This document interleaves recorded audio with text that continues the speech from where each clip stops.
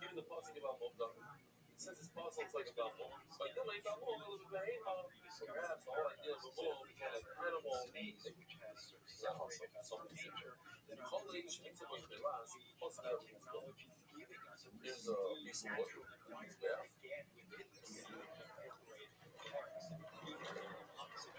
Little torches over there. You wish my people could move it to a little. This for sure.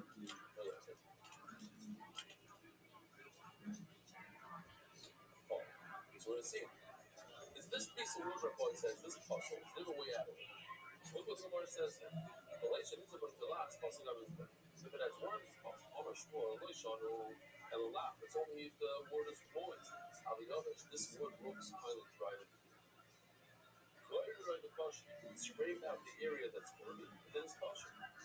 By Rabbi, Isha, same question as we had before. What if it makes it into wood? It makes it like the Shield problem from our voice. Will this person, individual, get malchus because he donated something that's a vote to Isamigo? Keep the puzzle, since this wood is possible, it's like an animal that has a blemish, and therefore it's malchus. Maybe the whole time it's is only by an animal. They give out. End of that. So, we're going to start the Mishnah. Easy Mishnah. And immediately go into the whole story, a whole account of the rest of it. The Koya, a place called the Koya, out of the Shevet. We have similar Lashon by week. You should know that the Koya is number one. It's the Aluf, it's the Aleph, it's the number one for oil. That's where we should get oil to make some of this roar. Just to remind you, we had just recently, we had a Gemara that tells us that Rabbi was the Talmud of Rav Shimba Yochai. And when Rav Shimba Yochai was in Chaya, Rabbi wanted to bring the oil for Rav Shimba Yochai on Shabbos. And he carried it outside. You don't have that. That was also the Chaya. Hamshalar Mishniyallah, number 2, go to regular, very, very light. And go over the Jordan. Over there is a place called Regib, and you get oil. It's all Aaron, it's very generous. More oil, and strong, it's kosher. It seems like also a very young, maybe. It's a little bit from our Rothschild, for all cities all over the world. Last time it's in Colorado, it's only there to strong. That's a special one, by the way. But now it says, you gotta look that up. Wondering that it's Jewish. It's in. Now the Raya, that I'm wrong, because it says Abraham Yarden is good for oil. So maybe Colorado means fire oil. Elo Mikano even though color runs are okay, but Kaya is number one. And maybe looking at says, well, you cannot bring oil. Same as we had on the You can't bring oil from a orchard that they use fertilizer because it ruins the taste of the house that doesn't want to. So let me make that talk. And after a place that they irrigate the orchard, the olive trees. And I'm in a place where they plant them between the olive trees. Maybe kosher, but if you brought out from this kind of place, it's kosher. A Levine and Pakta. The word that explain on Pakta is that it grew with dirt.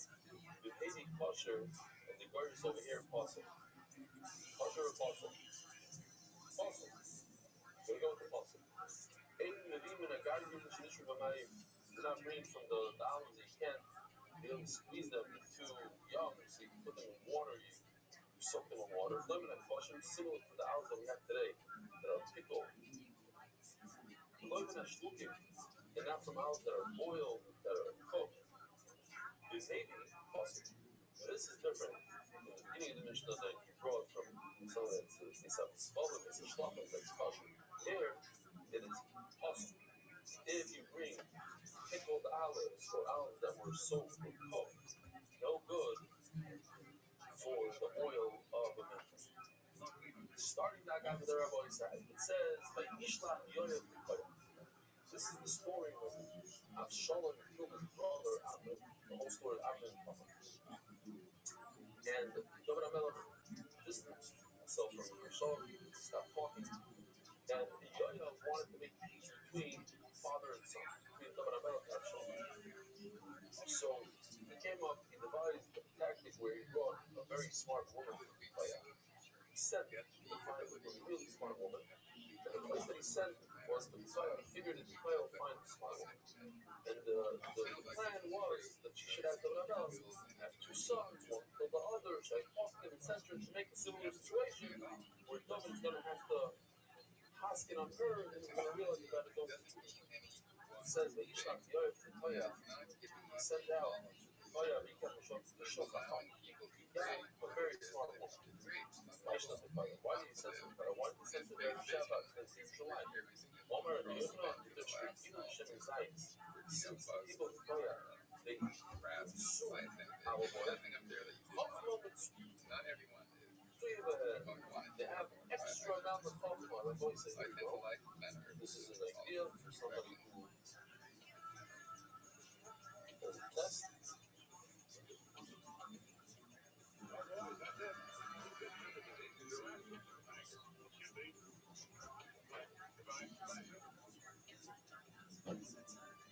Chokhmah is there. So it's good for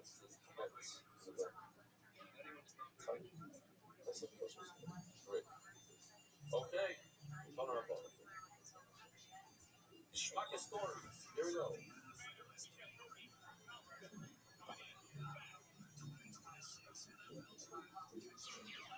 Do it again. Mark has an artist. Half the class is secure for all the things. I think when he's also when he's reading, they stop moving their pencil. No, no.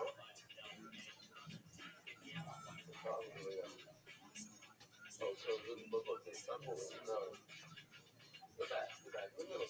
They leave for a break. Okay, I get it. One of our moment to show right when he comes to story. It says the apostle about Usher, the trade of the Shem Rabbi, soaked his feet in oil. This is in Shavit of Usher. Moshe Shem B'Maya. That's tremendous amount of oil. It says, there's a place called Lukia. I'm not exactly sure if it's in this guess. Not a bad guess. Maybe it's in Turkey. Where's Lukia? I don't know. I didn't look it up. Lukia. Maybe Mark, you can look it up on ChatGPT. Where is Lukia? Lamed Vav Dalet Lukia Dalet. Where is it? Spain, Turkey. I don't know. People they needed a lot of oil. You know, they hired one of their men, a guy that could do this. Overload, late, Mabelo, Shem, and the Navy. Over us, it's running around. 1 million, which is actually 4 million points. Over this, that amount of oil, tremendous amount of oil. All of you trying to overload. No, you came to the wrong place. Let's go to Lebanon. You went to Gush Challah. You went to the wrong place. Go to Gush Challah.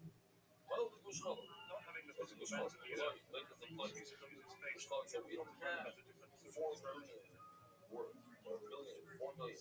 Actually, each one is 4 points. 4 million golden coins. You hear this? Tremendous amount. We don't have it. So go to this guy. There's a guy. Go to that field, you find him. He finds this guy that can sell him millions of dollars worth of oil. What's he busy with?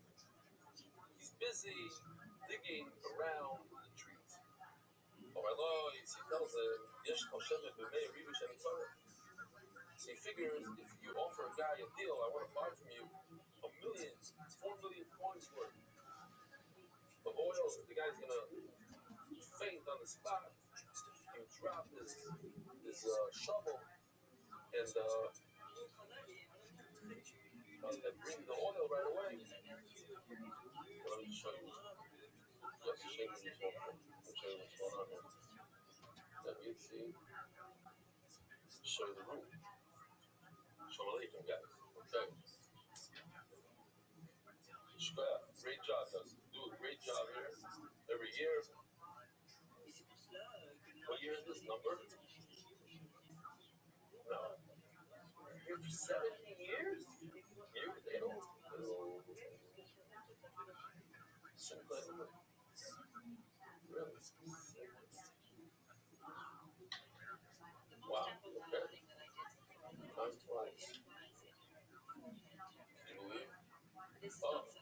in Syria, they said. Says, Mark, okay, look in Syria. Makes sense. The borders with Eretz Israel came from Syria for some oil.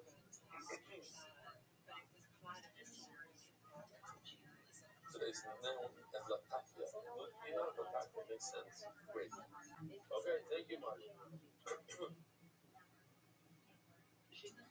So listen to this. He finds a guy that could potentially do the deal of his life. And the guy says, sorry, this is one of the biggest problems I have with the story. I don't understand why this guy was so stubborn. What was so important for him to finish? If he owned the whole orchard, the whole thing, why did he have to finish? Okay, listen. Basically, he's telling me, I don't care. I couldn't care less. Buy from me, don't buy from me. I have plenty. You want to buy, buy. You want to buy, wait for me for an hour. I have to finish. I have a whole room to make. I have another couple of trays. When I get done, then we'll talk. Then I just seem like, wait, patient. When it's done, which will kill him after us, when we sack him before my death. This man takes his clothing, throws it on his shoulder, and starts walking. As he's walking, he comes to the stones. He bends down, picks up a stone, puts on the side, another stone. He clears the path.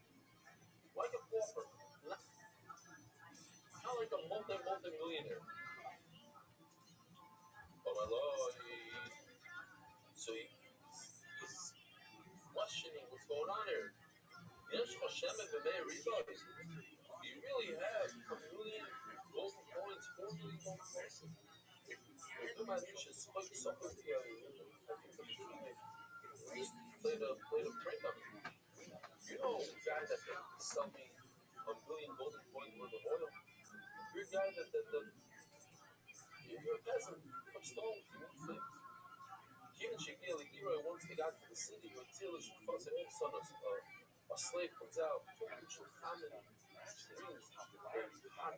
boiling hot water, and he washes his hands and feet. But Tila Sefa Shazah, Malay Shemesh, brought out a jug, golden jug, full of oil. The cover was double raglo. His feet and his hands and feet in it. Mamish says the Gemara said, "Kanye Mashalema with Toivo B'Shem." What Mekayim, or he was Mekayim, the famous sponsor Toivo B'Shem Ragli with Bracha for Shevet Asher. Shevet Asher. No, his feet in oil. Just today, last night, somebody sent me a clip of Yoeli Landau's Seder with Seder table. And I noticed, pretty sure, I said, wait a minute, there's a golden thing. See for yourself, here we go. Maybe I could stop it in the right place.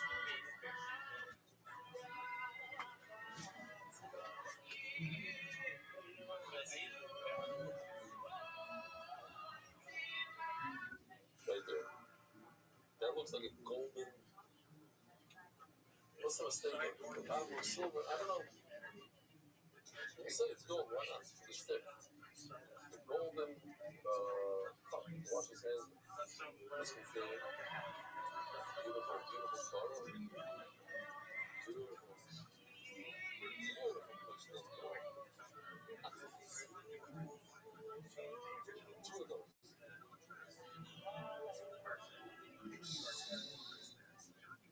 Okay. Why did somebody send it to me? Because, again, you didn't know. What is it? So he realized right away that this guy is a wealthy person, he has golden caleb. This is where we get today that we do a business deal, sit down in a restaurant, eat, drink. All that was Shem and Mary. He went ahead and he measured a million coins, a million golden coins worth of oil. Oh my Lord, says the owner over there. That's it. You only need a million? Maybe you need a little more. Hey. So the shliach says, yes, I need more. I didn't bring enough money. Oh my Lord. אם אתה רואה את זה ליגה כך, more and more give me more. ואני אהיה לכם חבר גם הגול here. I'll accompany you all the way to last year, and I'll get the rest. Well, they showed the Shimon Sariba gave another 180,000 points worth. Oh, Lord. What do you have facing this one? Suslik Lord, the double the Lord, there's Israel. The guy had to rent every truck, every pickup truck, every car, the store, he had to rent everything. The amount of oil that Syria, Europe, once he came to the city, Yotzwan Shafira, the council, people came out to give him cover. Or, both of you guys don't give me cover, then possession for me.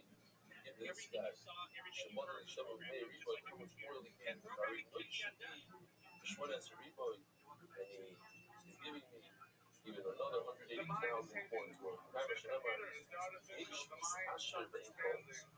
I see a lot of things in America, more than America. So I know people here they don't have money. They don't have money.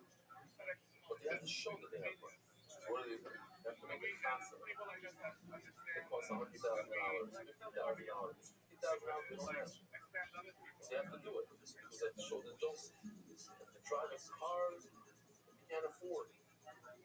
Literally, I know somebody was telling me that they search for all these type of cars that look very expensive but are really cheaper because if you get like a nice Range Rover that's 5 years old, but it's quarter of the price, but people seem to drive illegally. Why? Why do you need it? My neighborhood, I used to drive. It looks like this drive Range Rover. There's a lot of us are like this. You should actually be getting the credit card debt and all this stuff. You don't have the money. He's pretends he's rich, but main income doesn't have a dime.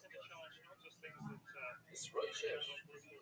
But there's a lot of very poor people going around. They have tremendous amount of money. Like Warren Buffett, one of the richest people in the world, driving around. He used to drive around like a 19 or 2001 Buick. I know it yesterday. Maybe it broke down already. But a 20-year-old car. It was the same house that he bought when he got married. A little ranch somewhere. No, 20,000 square foot home that you expect from a 50,000 square foot home. Bill Gates says, no, simple. If you look at him in the street, Mr. Rothschild, he looks like a pauper, but that's tremendous amount. It says before, but I'll tell you again. I saw with my own eyes. I went to Amron's Pizza a number of times, and I saw a schnorr sitting there on the sidewalk at 1 in the morning. I go there. Late at night when you're hungry, what do you do? On 1 o'clock, 2 o'clock. What do you do now? There's a couple places open back there in the bar park. There's a bagel shop like the 39th Street, maybe. But Allen's Pizza, it's 24/7. It's open very late. Guy sitting on the sidewalk begging for money. One night, I see him get up and walk. I followed him. I saw it with my own eyes. I saw him get into a Rolls Royce. Got into a Rolls Royce and drove away. Today, a Rolls Royce is $500,000. Back then, it was $120,000. A lot of money. No, you got to be a whole thing. Anyway, this racist, it's not a story like that. The mice are just a quick mice, and I'll show you this video and see that we're not bad on time. I'll tell you this mice. Also, mice that I said in the past. A very wealthy person was embarrassed to tell people that he lost all his money. He lost everything. So I went to the Rob and said, Rob, I have bad news. I lost everything. But the problem is I can't afford a matzah and wine. Zero. Which I do. Smash a few out before the Seder. I don't have anything. So Rob said, not a problem. Come to me right after my roof. Whisper the Yom in my ear. I'll take care of everything. So after my roof, he waits in line. Then gets the Rob. And he whispers in his ear. The Rob screams out. Everything is Chametz Gomer. So if so, it's all Chametz Gomer. This Rabbi side, it's all out. Chametz Gomer. You need matzah. You need right away. That's this. You got oil came. You got fish and meat and matzah and wine and But people have a busha. Alright, let me show you this thing, and then I'll tell you a thought. This is just the whole story. Then we just, that's it. Alright, Shlomo.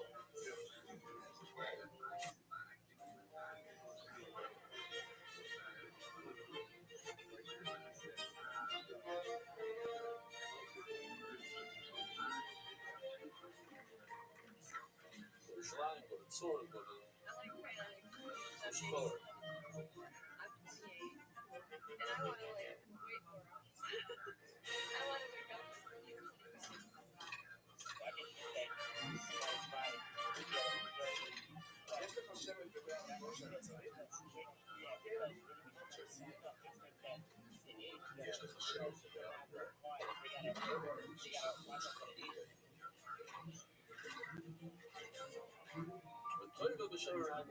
Test.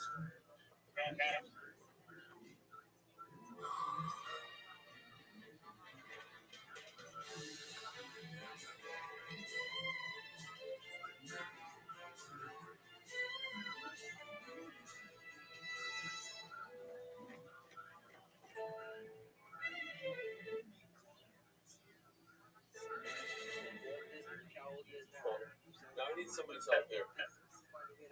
It bothered me the whole morning. And I was trying to figure out how this Gemara, to me it seems like a motion. Like a person who worked his whole life. But people, they don't look up to him. They say, what does he have already? But his entire life is chesed. And like some time, I learned a lot of Torah. Bottom line is, when he comes up there, Shemayim, Yotzu Anshe Kira the council, everybody comes out, he's giving Shema. And what? He adds with them millions and millions of coins worth of Shemen. Shemen is mitzvahs. The mitzvahs that it brings into Koil Mammon. You gotta do something with this. This is, you gotta develop it. You have to help me out to develop this.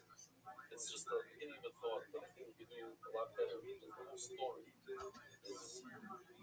something to be a human, but it's just a game. It's playing with me. No. You come up there, you're gonna have a shifra. It's gonna come out. It's gonna bring the hot water and the oil. They treat you such a covet.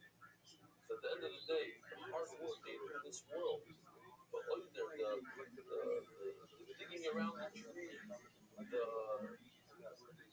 not listening to other people. I gotta finish my job right over here. I'm gonna pick up the stove. It seems like, unnecessary. No, I'm doing the hard stuff, the little stuff. At the end of the day, he's the zillionaire. He's the one that wins. He has all those listen, he has that place in Olam Haba. The boy side, have a wonderful day. And have a great Learn the scoop of spreading Torah throughout the world. Sponsor a share today. MDYsponsor.com. Sponsor everywhere.com. I myself don't worry about whether this is blasphemous or they got gain the control that we are able to over nature, over our selves.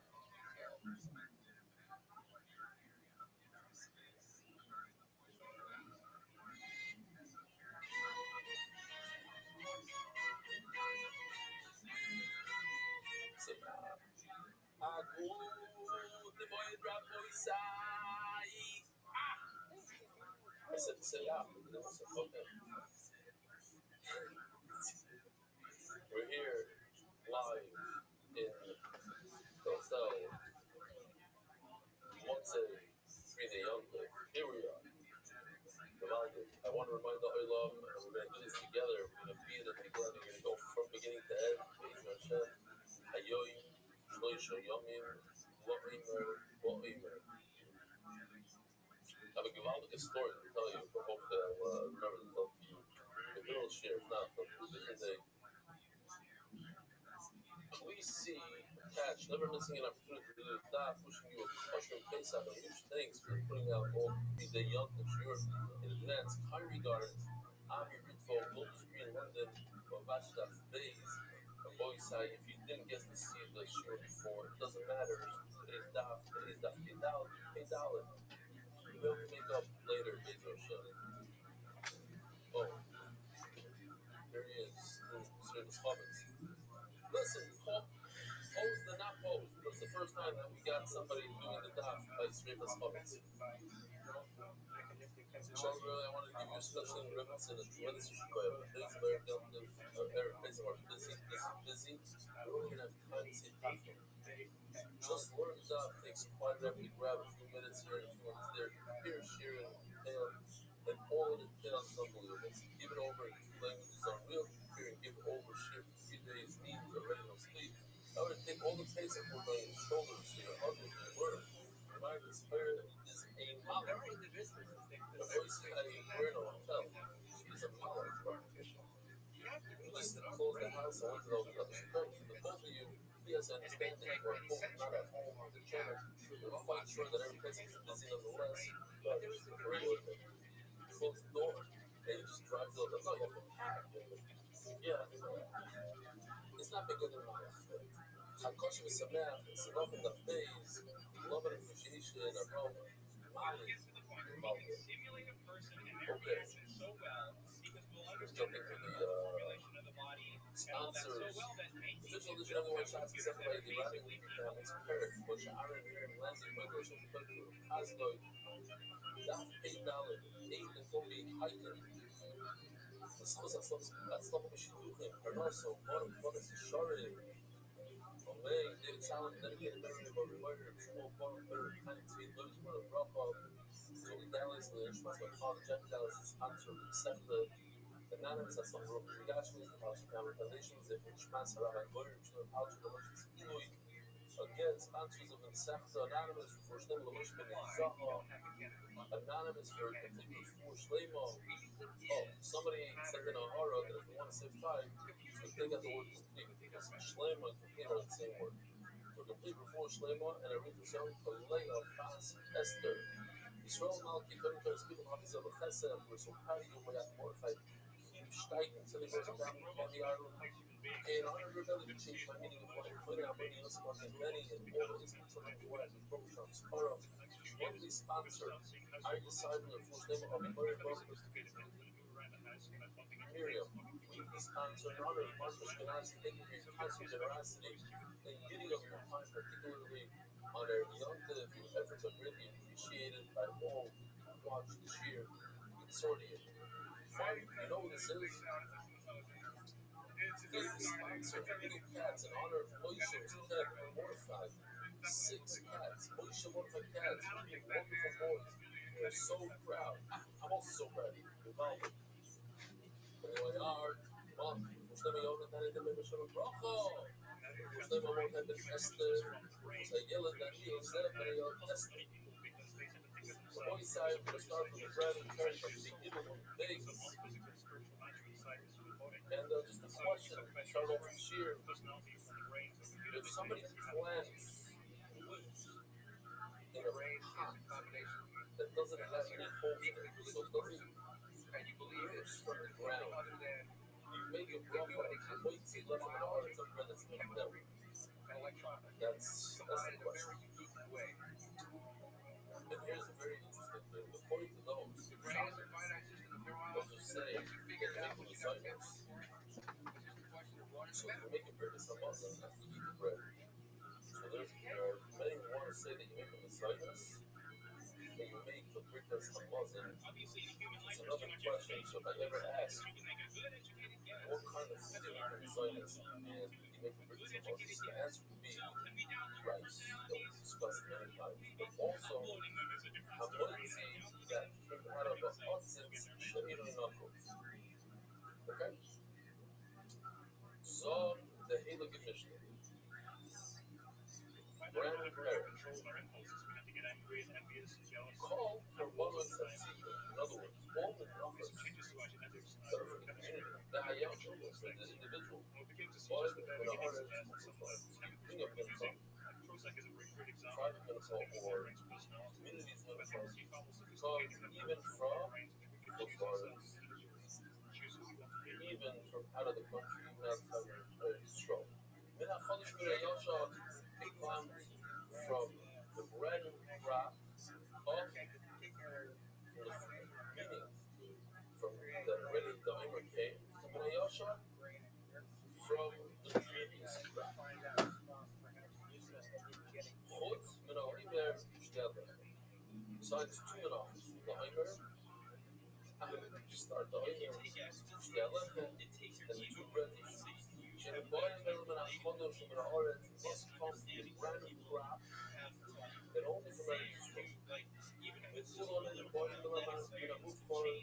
There's a halacha that mincha must come from the best type of flour available. Basil will collect what is the meaning? What's the best? Nichleis Zakko. Alpha Lasota. Alpha is the number one. Aleph. Alpha.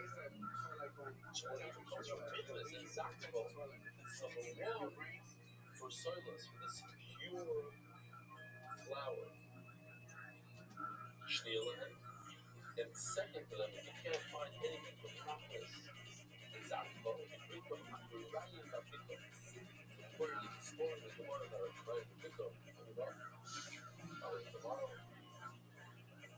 So let's just see if we have a short video. Nachos and Zapko.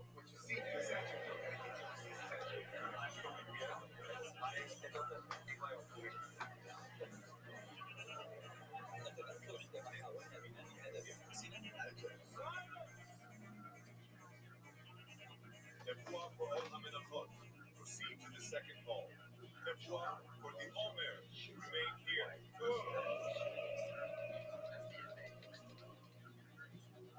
And what do we have here? This is a new grain from Petach Tikva. All right, not terrible. Many have its kosher. Come with me. Yes!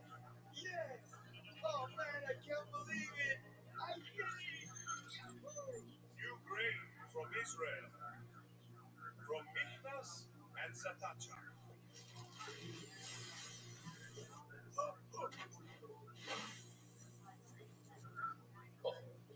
Nachos and Zapko is the number one. I guess they're trying to say that it's not a very familiar place. Nachos and Zapko. Different places. Kol ha'arotzes so you cherish. Kol ha'arotzes is referring to all places in Eretz Yisrael. All cities in Eretz Yisrael are kosher. Hello, Mishano Yehudi. It's kosher, but it's better to bring the Nachas and Zapko. So bring the Petah Tikva. It's better for Nachas and Zapko. Says the Gemara, our Mishnah doesn't go according to this time. It's silent. Oimer habomen hayoshon kosher. It says over here that the Oimer could come from the older crops. Now our Mishnah says it can only come from the Chodesh. Shtei alechem habois min hayoshon cherries. Says the Mishnah that Shtei alechem was also has come from the crops. That was okay, bring from the old crop, you're going to be missing a mitzvah, but it says it's okay. Oimer, how do I know? Since even if you take out old wheat from your attic, in other words, from the old crop, it's still kosher. Yeah, we're the bartenders. Our drinks are us. We make these drinks with your vitamins, minerals, amino acids. Got juice and fresh fruit. And we put them in cups. And we also offer James Florida. We do a lot of experiments. For our attic full stuff. That's why I gotta learn different word. This has a motive, which is typical of pure slide and focus. That has cold in it. And it's good if you smoke a lot of pot. It works very much. If you do.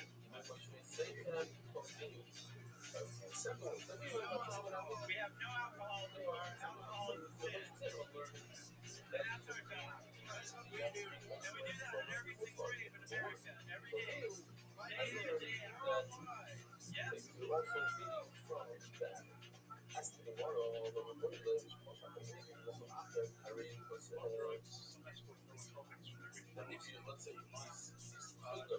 remember, 10 columns that come with the comments part. Each one must be a sorrow. I already learned the word of you that teaches that which has to be a sorrow. It's not. Says the you're right. came from in fact, the Torah says, so the extra vav teaches us that we start clashing tight, they alert both halacha. Well, see, although it's not very safe to prescribe it here, so in some cases I do anyway. I have some pharmaceuticals that really take quite a bit. And with the exception of one time where I was a little nauseated by ibuprofen, it's never hurt me yet.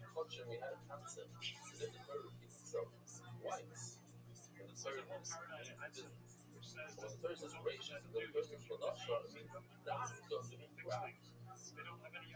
Says Gemara, and the boy that you can Sanyo, Lazar, give all the Jews that left my boys when I Yosha and Krishna Joyce.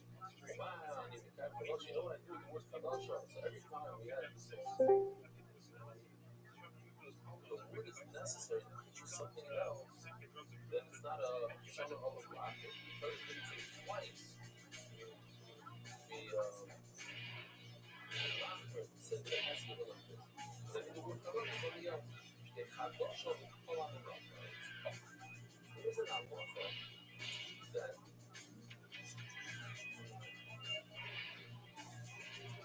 beautiful. Take the oimer, let's see the oimer. It must be number one. Okay. Can be anything. Shalachem, can be anything before that, any minimum before that. That's Kadosha Kolam. Number one, for all the I'm telling you, the other thing for Amazon is taking up the gallon of an hour. It seems like he's no for this guy, it's so far, it's other stuff, other kids, for Florida, everybody seems to think, and when I say it's not a problem, it's the oimer, the oimer that allows us to eat the bread of the rabbi. Shnei Lechem is two breads that we bring on Shavuot. The other barley and flour that we grab must be from Eretz Yisrael and not Eretz Yisrael. It's like Gemara in Makkel, it doesn't go according to the other time. It's not your case. The oimer called the Fuzlaris. He says that a oimer will come from Fuzlaris. Umani kind of survive LRS. Stop. Tell you some joke. I didn't say it in a while. The guy was leaving Russia, making Aliyah. Russia making Aliyah to Israel. As he's leaving Russia, the guy at the customs over there, as he's leaving, says, "What is this?" She says, "It's not what is this. It's who is this? This is Lenin. I so admire Lenin, and I want to bring a big statue of Lenin to Israel so that I'll never forget Lenin. Every time I see him, I can bow to him. Okay, fine, go." He gets there to Israel, and the guy at the Mechas stops him and says, "What is this?" He says, "Not what is this? Who is this? This is Lenin. This is a statue of Lenin. I want to remember Lenin. Every time I see Lenin, I want to spit at it. I'm going to put him on my dining room. Every time I see him, I'm going to spit at it." Fine. He brings it home. Puts it on the dining room table. And his grandchild shows up and says, "Who is this?" Not who is this. What is this? This is 20 pounds of gold that he smuggled out of Russia. Talking about finding a kind piece of oil on it. What do I do with this piece of oil on it? I have a volume of Kodesh and Florida. Piece of oil on it. It's not that it cannot bring the oil from Florida. It could, but it only starts when it comes there to 12 times from Florida. That's when it starts. And listen to this, because Saga Chodesh Florida the Raisi. Behold, the Chodesh. You hear this? The Israel being Chodesh in America and in England is the Raisa. The same which we said. Como já tem vídeos filmados. Every place in which we said, many places. Zavai is my meal. Oh, Zavai means that when you come there, the trouble starts. Keep it there, right? I put it now, keep it there. Since the Raisa, since America, it's the Raisa. Therefore, I have a connection to the oil. And I can also bring the oil from Rothschild. That's what he said. Since it's a deraisa, it's a deraisa and Eretz Yisrael. That means there's so Florids are the same for the Isser. If it's the same for the Isser, then it's the same for bringing the Oimer. So I could actually bring the Oimer from Kutzlar. It has to be connected. It has to have a shaykhus. Says the Gemara, not us. We learned that over there by Shmuel. Show me Tzvi and the Shvi is living in Sfarim and so it goes like this. We're going to bring the Oimer every single year, including the year of Shemitah. You're not allowed to plan barley on Shemitah. So what do you do? So if there's Tzvicha means that barley that grew by itself, you didn't plant it. It's hefker. But you don't want people to come and grab it. They come and grab it. Now you're not going to have barley that was in there. So what do you do? You put guards to watch it. And who pays them? The Trumas Alishma. Let me just show you Trumas Alishma. This is based on a drawing that I did myself in this room on Pesach in November. So this is the better one, but look what Yoshi did tonight. He took that and he did this one.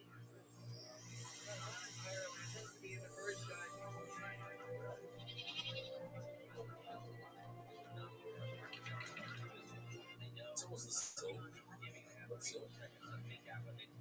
See those cheap and everything's there. See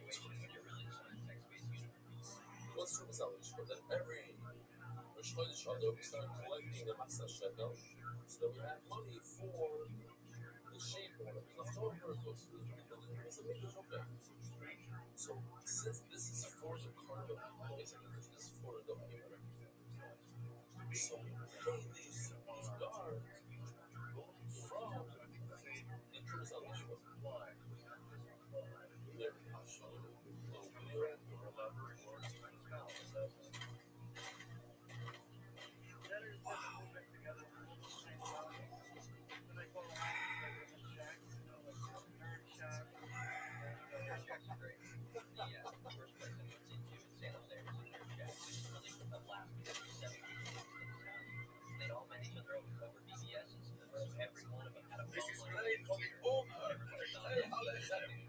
Just one moment.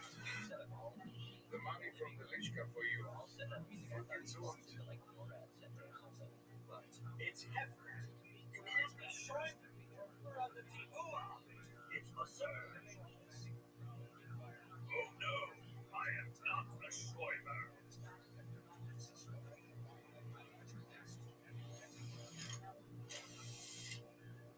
Just remind me. It's not a choice, it's just reminding people. To remind them. Talking about a shomer, it's interesting, it brings a maestro. The guy that was working in Greece. He's bringing the money with the bank in Israel. And somebody that was working it from back in the day. What could they, instead of load and ignore it? Nothing. Later on, they got the money and everything, so the guy from Greece came back and said, "Load up." He says, "What happened?" He said, "I have strict rules here. Strict. What's the word I'm looking for? But the way it works in Greece, policy, thank you. Strict protocols, strict policy. That I have to focus and not take my mind off the job. And if people come over to me and talk to me, I'm not allowed to answer them. It's a way for me to lose focus. They have problems, etc. She says, it's interesting. Halachai, we should be like that when it comes to tefillah. Because in tefillah, somebody comes over to you, somebody let you know. Strict policy. When I'm here in Shul davening, I don't say no anything. It's me and everybody. Oh, now, the Stam is this is an interesting thing here. It says that if you watch your field, they have the Shiloh how to strike. It says people watch their strike. They don't let people come in on strike. They can strike. Are you allowed to use it or not? So the halacha is you're not supposed to use it. So the question is over here, since people are watching it, how come you're allowed to use it for the order? Because it says the issue is when the owner of the field watches it. He doesn't allow other people to come in. because she's watching somebody else. So that's not a problem. Robin Barcham Rav Chisda, so Robin Barcham has nah, learn. Show me speaking of Shvi's Noidim Spartan from Zalishko, just learn that the watcher gets his money from the Beis Hamikdash Rabbi how could you take this from Shemitah Bar, how can you use it? It says in the Pasuk Law, you can only eat it, not burn it, and the Omer goes on the Mizbeach and it's burned. Omar Rachmana, it says by the Omer, it should be for all generations, but not just what do you want? You want it to not happen? You want them not to bring the Omer this year? This is what we need to do in order to bring the Omer. We have to watch the speaker. I never said it should be bottled and not be done at all. All I said is they should bring it from last year. Bring an older one. That's not from speaker. The year before Shemitah, that was mutter for you. It says in the Gemara, how can you bring that? But you know, caramel, like the word caramel. Remember, the word caramel means rach umo. It says in the Torah caramel, and I picked the words that it's did you say this, your brother? Aaron said a word. He said, smell it. No, there's what it was. Yeah, the best word that I can say. Anyway, no. Caramel, like, we got Itzy Shields here, the voice. Itzy Shields. You know, caramel, says the Gemara, listen to caramel stuff. Okay, so bring caramel, bring something that was soft last year. Oh my God, caramel daiquiri, you know, caramel which has a problem, like it has to be nice and soft when you bring it today. Therefore, your idea of bringing last year's crop is not good. It needs to be soft now, not soft last year. Itmar, just make sure I'm not missing anything. Oh, okay, it's coming up. Rabbi Yochanan Omar, caramel daiquiri. Rabbi Lazar, Oimer, Rashis, Tzirka.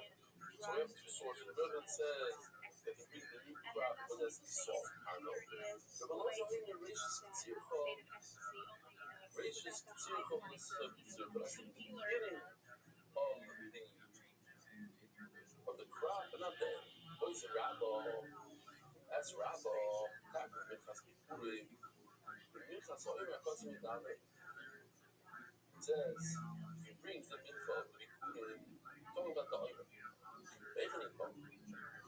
What do you bring the mincha? This is a suit we had already. You're not so the mincha must be brought from Bar. And the Oimer that's Oimer, perhaps it should be from the Oimer never Oviv Mitzrayim. The never Oviv L'Dorim. Damn, girl. Let's damn. In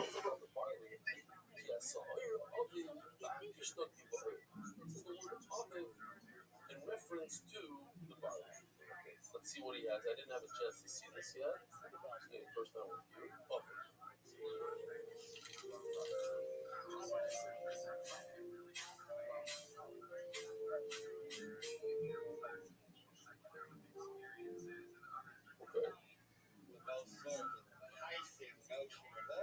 So it says by Mitzrayim, the bar came and spurred here. English. The old-fashioned TV from 2000.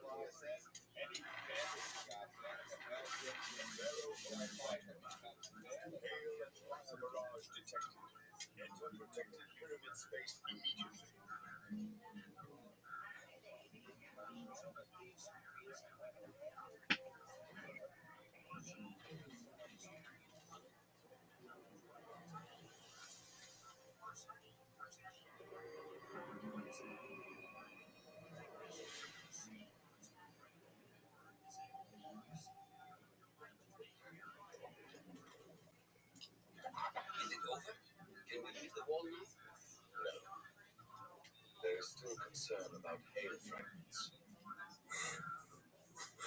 Yeah, those are the show know exactly what's going on. That's always the kids ask, can we leave? Can we leave? That's all even never over with Simon about the Doros. It says the word of it by the Oimer. Trying sorry, just like how trying to sorry the same possible as it says of it. So too, when it comes to the Oimer, the bottom of the sorry must be from barley. We keep Oimer with two Yachot Shemim Chevasim Nachitim.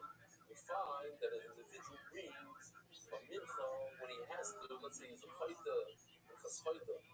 Who maybe if it wasn't a sorry and a saita, whose husband warned her not to be misachel with another man, so she has to bring a mincha, part of the process of mincha. So for barley, she have an individual brings wheat, and an individual brings barley. Taftzino, we call it tomorrow, we just had it, like, less than 20 days, 15 days ago. Taftzino maybe chavasim and achitim, maybe chavasim and asoyrim. So too, the community sometimes they bring their mincha from wheat, which is on Shavuos, it's wheat. Or maybe chayvasim and asoyrim. And what does the community bring from soyrim? Must be it's the barley of the oimer. If I call oimer ben achitim, if you say the oimer is from chitim, now the shteilet on Shavuos is chitim, and the oimer is wheat. Now you don't have a situation where the community has a great barley. Let's see the team should maybe throw lots of so lots of bases rectiva that the oimer is brought from barley. Like this, you have an individual brings from wheat, and the individual brings from barley. The tzibur brings from wheat, and the tzibur brings from barley. What's the barley from the tzibur?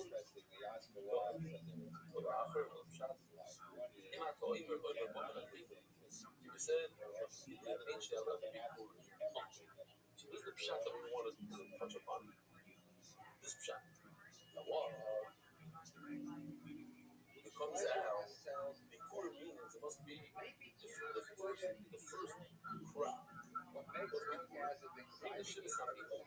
The first thing that grows, the first pomegranate that pops out of the tree, you bring it to the base of it. Now, in that oimer, oimer broken up, oimer with the aleph and oimer with the ayin, if you say that the minchas oimer comes from wheat, you have a problem. Why? H the aleph and bikur. Because oimer comes first on Pixar, second day of Pixar. And Shtei Alechem comes 49 days later on Shavuos. Now, if the oimer came from wheat, and the Shtei Alechem is from wheat, and the Shtei Alechem is not the first time that you saw the wheat, it's not the Bikurim of wheat. The first time that you brought wheat to Israel was the second day of Pesach. It's a problem. Shtei Alechem is supposed to be the first time. Album should be Purim. Oh, so you're telling me that according to Rabbi said, I'm going to show you today, and we'll go back there just for a second. See, the whole idea is, how do I know that? To be barley is caramelized meats. Soft, not I didn't know this. Barley, I didn't know it as we used to do. Crop is to be soft. No, as we crop to that. Plug into something together. In fact, Kasha, not also maybe because of shoes. I mean, it's pretty short. I love this one. Why not? It's just short.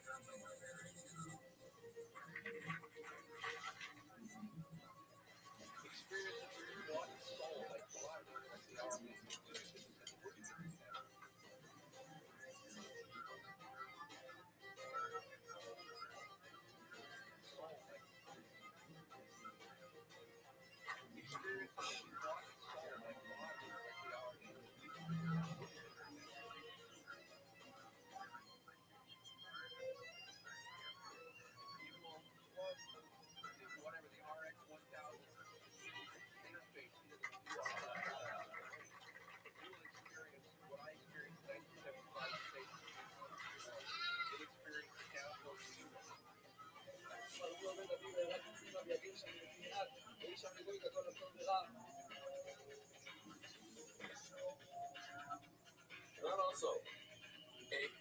In Bikurim, Bikurim is only from the 7 meaning. Eretz, Soira, Begevim, Be'ino, Berima, Eretz, Zeishaman, Kash means dates. That's from these 7 meaning, not from other fruit. Not from apples and oranges, etc.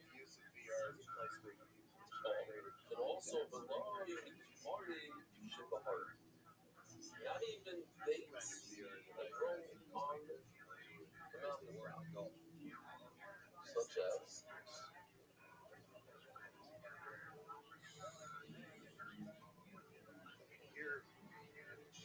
the pears I'm talking about from fruit that grows in the valley.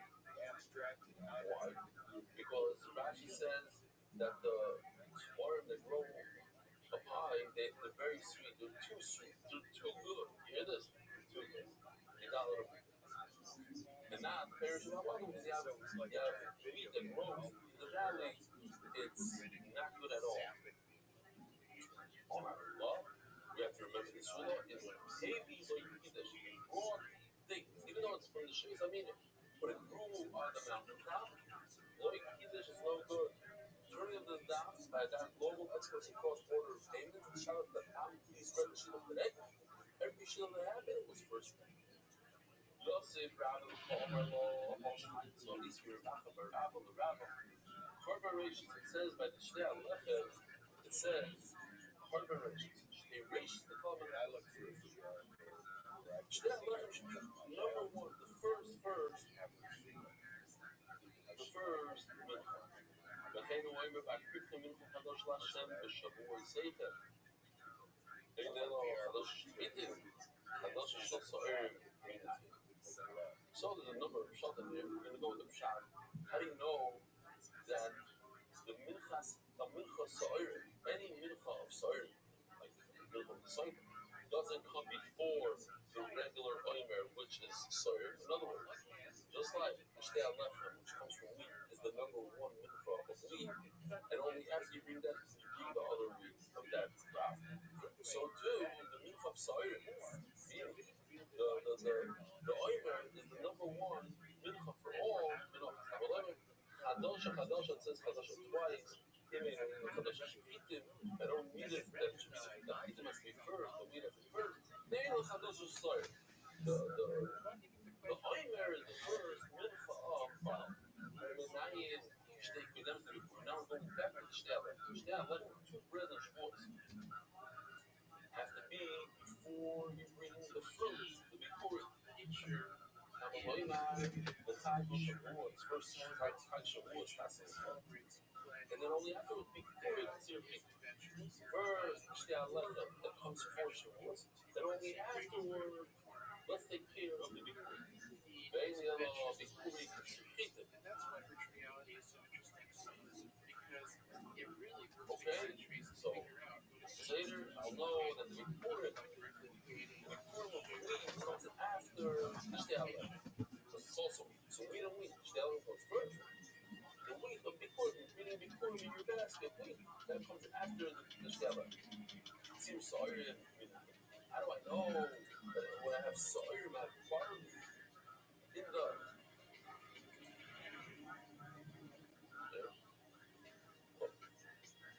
Shivas Aminim, you have Midah, sorry, 1 and 2. 1 and 2. So sorry is barley. How do I know that when I read barley after the Bikurim, it's also after the Shtei Lechem, which is Amaloimar, the Chag HaKodesh, Bikurim, Ma'asecho, Asher Tizra Basol. The Chag HaKodesh, Shavuos, Bikurim, Ma'asecho, Asher Tizra Basol. Because the Chag HaShavuos, the Chag HaKodesh Shavuos, the Shtei Lechem was first. Tizra. It says in the Pasuk, Asher Tizra. But you plant, what if you didn't plant it? What if it grew by itself? Anything that came up in the field, even speaking, things that came by itself. How do I know things grew? Something that grew on the top of the goat.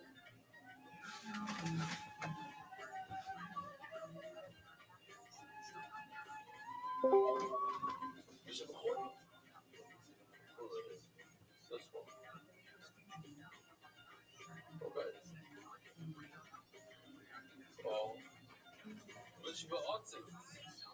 something that's in a pot. We're gonna go into the churba, the pot, different types of pots, different types of churba. What up, Zoo? I didn't know all that. After being still, everything that's on. Is Riser alive? Yeah, dude, watch a documentary. Feel free to watch it. What's it called? I'm not sure the name of it, but it's on like futurism, but it was made in the 90s. What? It's on futurism, but it was made in the 90s. No, they're trying to predict what happens in the 90s.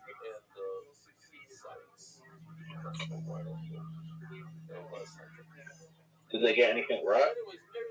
Yeah, they get a lot right. They get a lot right. What? They get a lot right.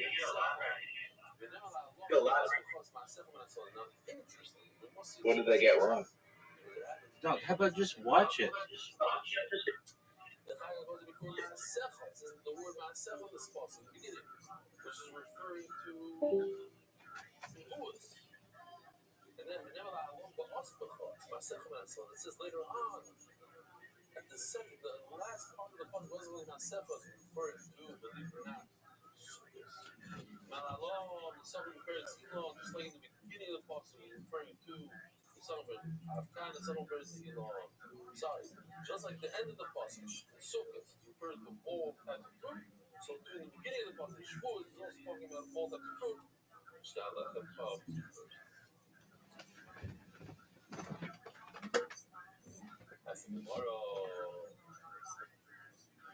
Yo, dog. Where the fuck did the Zoot go? Dude, you know Zoot. If it's not the Zoot show, he fucking leaves. We couldn't wait 30 seconds. No.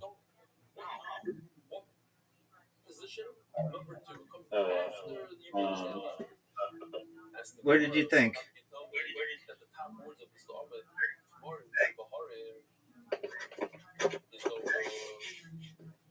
What? What did you think?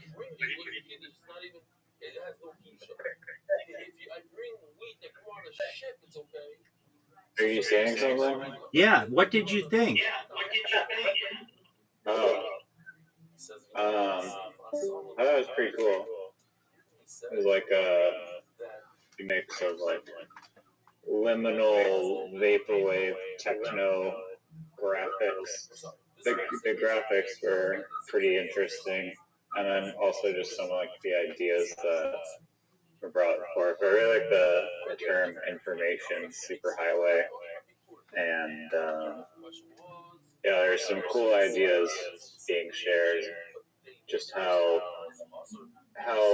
much more the planet has become like interconnected over the internet, and like just a bunch of ideas of like it was crazy seeing like the cryogenics, like actual like lab like freezing a real body. That was like insane to me, that shot. I don't know if you saw it. Yep.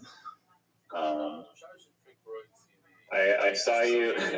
I heard you when you said like, "Damn, girl." Like, she was talking about her like Hitachi wand.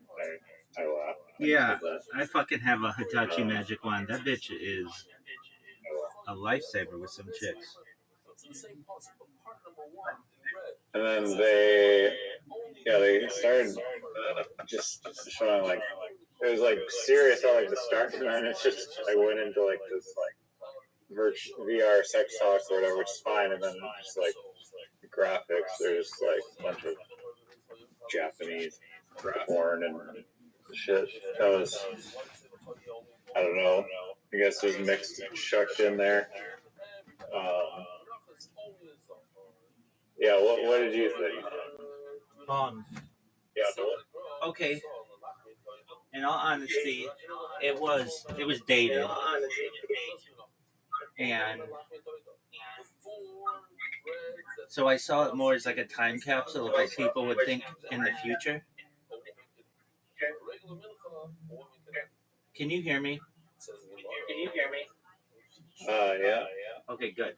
And why do I keep I mean, hearing- that's what I thought was cool about it, that you're hearing like these like predictions basically that were made in 1996 about like what it was, what it'll be like, and they're still for the most part just predictions that would, I think, hold up today. Most of it. Yeah, so we're at this 30 years later. I would have thought that we would be further along in 30 years.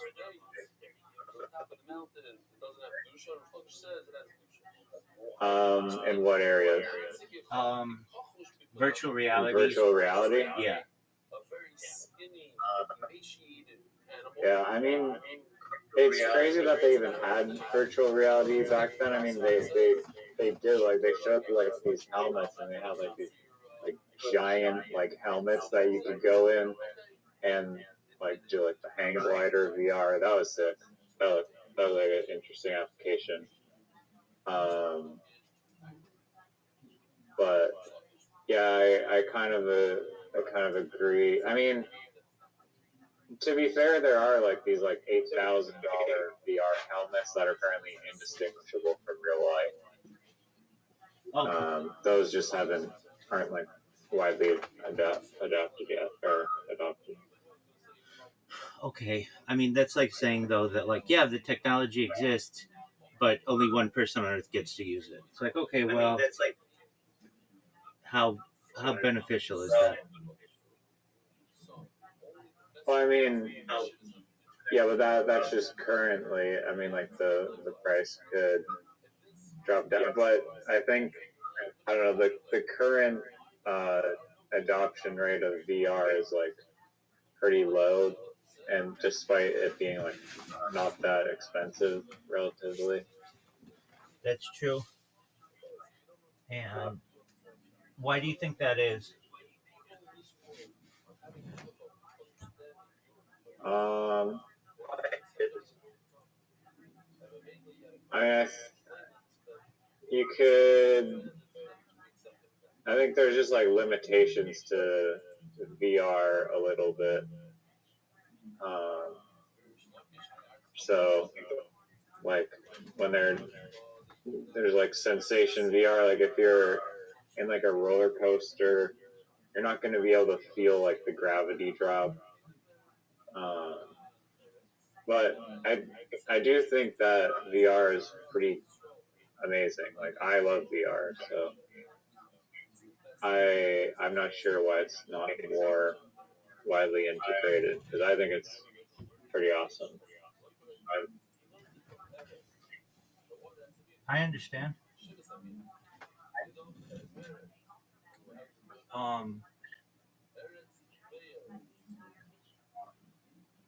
Why do you think it's not super widespread? Cool people don't use it.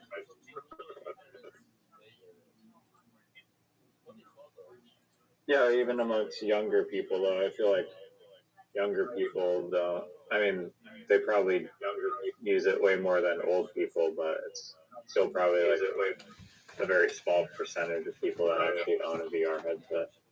Right. I don't know why cool people don't use it. You would think that Mark Zuckerberg, if he injected $80 billion into the metaverse, would say, you know what? We need Kim Kardashian using this stuff a lot. Here's $1 billion, make it mainstream. You know what? We need Shohei Ohtani to make this mainstream. Here's $1 billion, use it all the time. We need Derek Jeter to make this mainstream. You know what I mean? Like get big celebrities to use it. They just don't use it. I mean, when's the last time you saw somebody like a streamer use VR on stream?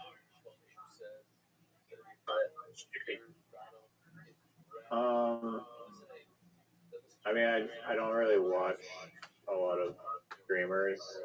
I'm sure that they exist, but probably in a very small number compared to just regular streamers. But yeah, you'd think like I mean, for baseball, and I don't even know if you could simulate baseball that well. Like you could do like the batting in baseball, no problem. But pitching, you're not going to be able to replicate the trajectory of baseball.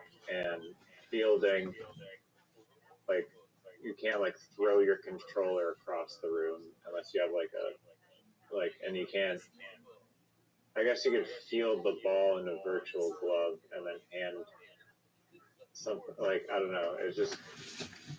It's impossible basically to replicate the feeling. Not that anyone, I don't know, people may not want to stand in the outfield for 8 hours anyways, but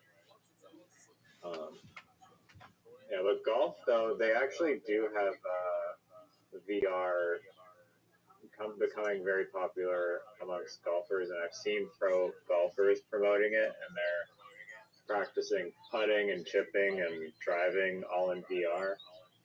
And I think that will get, like, that one you can definitely do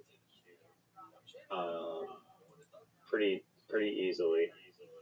I'm in So agreement. I think it just kind of depends on the sport. They already have ping pong VR. Yeah.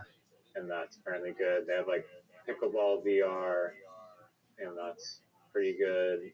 And they'll only continue to get better, like especially when you have like the haptic feedback paddles, so it actually feels like you're making contact with the ball. And I'm sure like the same thing's possible for golf too.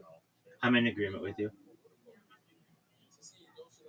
They had that really cool shot at the beginning of like the golf dome thing, and it was like this like double decker golf dome. That place looked pretty lit.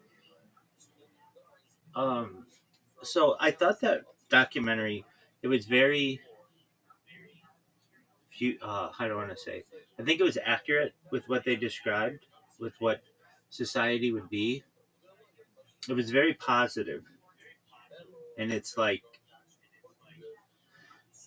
they didn't have 9/11, they didn't have economic crashes, they didn't know about great recessions and um, pandemics. Like it was all pre all that stuff. And so just there was a time in the world, or at least the United States, where it was just so bright eyed, like so positive. And um, and so it was a snapshot of what life used to be like. Even like Las Vegas. Las Vegas was seen, I mean, it still is to some extent, but it was like the future.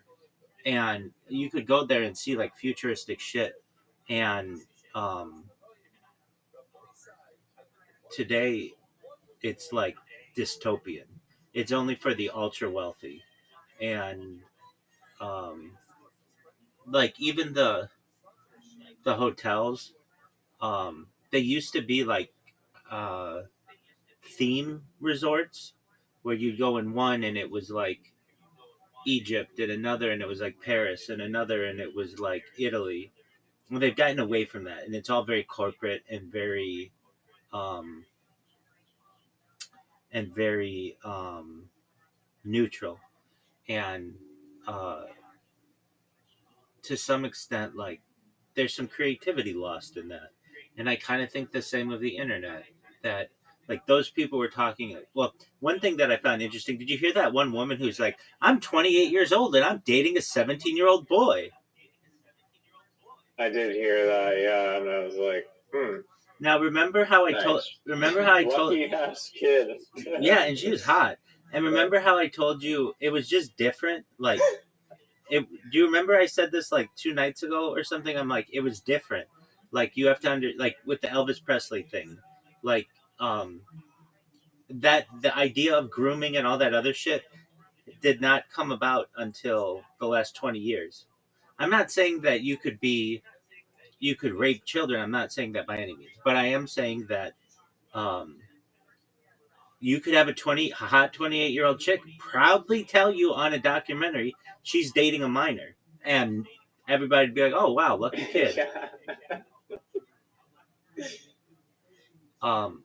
Which I kind of think is really interesting, like how It isn't it. She's basically saying like I don't know where she was, but maybe like under some conditions it was legal, but I'm sure it was wherever she was because she was so proud of it.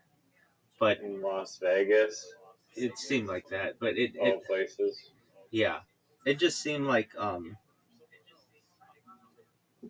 so okay. What else did I like about it? The graphics they used were kind of interesting for them. The graphics we see right now uh, are are pretty basic, but then were like extremely advanced. Like they look like an N64, and they were like, "Wow, look how realistic this is." And like today, we're just like, "That's that looks like a children's game." Um, Yeah, I don't know. I mean, you saw like the GTA 6 trailer, right? Like how like hyper crazy those graphics are. yeah, and I've seen it in comparison to like the Like GTA 5 and such. Um, yeah, and that's on basically a 10-year-old um, system. Like the PlayStation. What are we on? PlayStation 5? I don't know if it's 5 or 6. Whatever, the newest PlayStation is 10 years old. The newest one hasn't come out yet. Right. So the idea is like Is GTA gonna release on the new one no, with like no, better no. They have said graphic capabilities no, or something? no. They have said they are not, and I think that was in partnership the with Microsoft and Sony because Microsoft and Sony want to like there's a huge resurgence when they put out one of these Grand Theft Auto games because everybody that's when people start to buy their systems who hadn't bought it before. I'm one of those people. I would never buy one of those systems ever. You can put out whatever game you want, but you put out Grand Theft Auto, and I'm gonna do what I can to get my hands on that because it's just such a game-changing game. And I know that I am not I'm not a small minority in that. There are a lot of people out there who will get whatever it takes to get that game. And so Sony and Microsoft say, all right, well, we know we're going to sell a lot of the next generation of our consoles, but we still have some liquid left in the container here to squeeze out, basically. So let's squeeze that out. And then when they launch the new consoles, uh, Grand Theft Auto may be on it. It likely will be with some kind of remastered edition, but doubtful that it will be a version like a brand new game. It took them more than 10 years to put this game out. I mean, it's just an incredible amount of time. Um, when I was a kid, No, they weren't working on it for 10 years straight. I know, but they've been working on it since 2016. Oh yeah, they have. They have been working on it for 10 years straight. I I read that it was like they've been working on it way less than that amount of time. But I don't know. Wait, maybe I'm wrong on that. Wait, it's been almost 15 Microsoft years. and Sony would want to exclusively release it on their new consoles in order to force people to buy the new one. I get what you're saying, but people are already going to buy the new ones. So they want to get people who haven't bought this one. They want to get that last dollar out of those people. Yeah, but it's been around for like a decade. I don't know. Who the hell is buying? They'll just buy one on like Marketplace for like half the price. They're not going to buy like a new one. Perhaps, but some people will.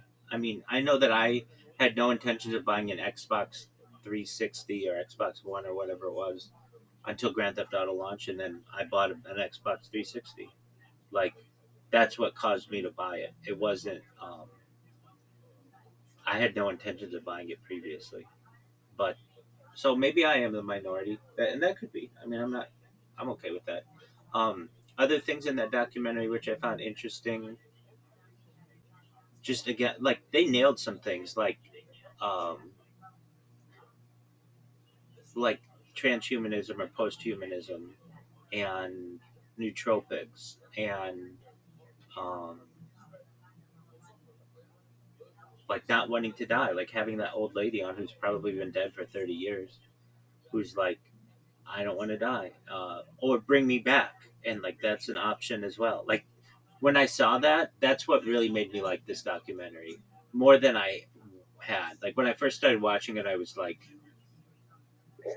this is old technology. This is basically like watching a 1950s documentary on the future. Like I already know what happened. Basically, like you're trying to tell me what's gonna happen, and I've already lived it. However, some of the things I haven't, and those were really interesting to me. Um, the the the one thing that they said I didn't really agree with was they were like the internet was built by the military, and if you had like a nuclear weapon, it wouldn't destroy the internet. But one thing I don't think that the people who built the internet would have foreseen is that like the people would use the internet for sex, and I disagree with that. I think that they knew that would be one of the motivating factors. At least with technology, sexuality um, advances it. If we look at the size of cell phones, or if we look at the like what won out Betamax um, or Betamax or um, just let me look it up. Betamax or what's the alternative? What's the alternative to Betamax?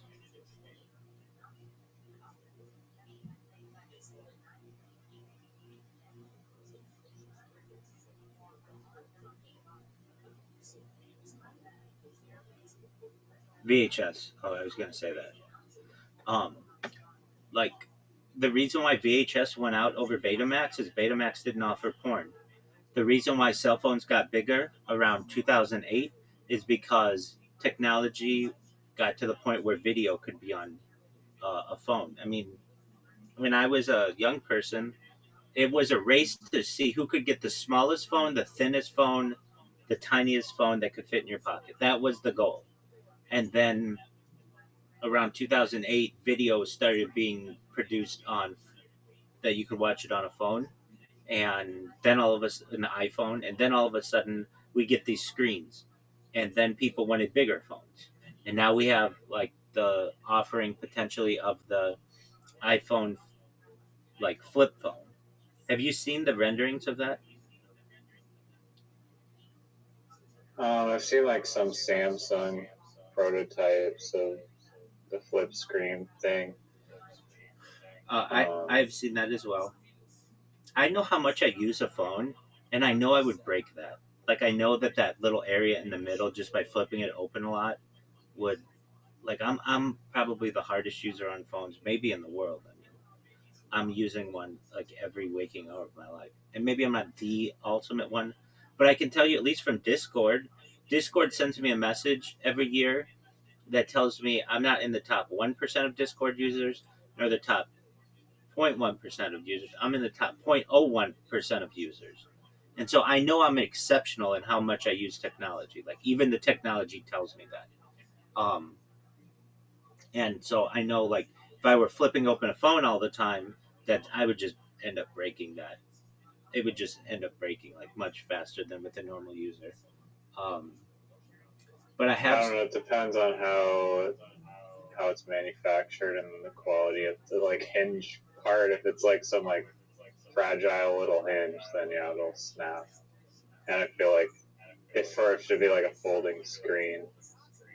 I don't know. You can't have like these like industrial like hinges on it. So, but they'll probably want to make it somewhat durable. I would hope So so. people don't hate it.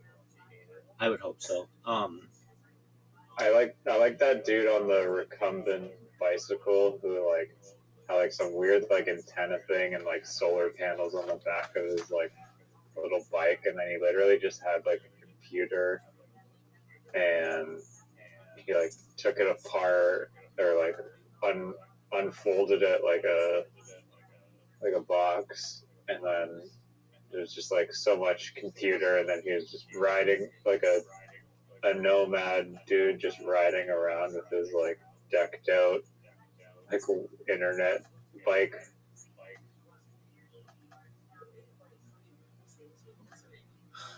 I think that they got a lot of that technology correct, and we're just not maybe far enough ahead to get all of it, which is fine. Um, I'm saddened that they're so positive in it, and it just turns out reality did not like live up to their expectations, or we didn't. Um, I would have loved. Why do you say that? I mean, they're not talking about like being like plugged in. I mean, they did pose the question of like, would people want to leave virtual reality if it was just like way better than their reality, because you could whatever do anything in there. Basically, it's like no limitations. Right. But I don't know. It was not like super dystopian. It was more like, hey, this is cool technology, and people in the future are gonna. I mean, they actually, I don't know. They actually did pose the question of like kind of what it means to like disconnect from nature and live in like this digital reality. So I think they did question it a little bit.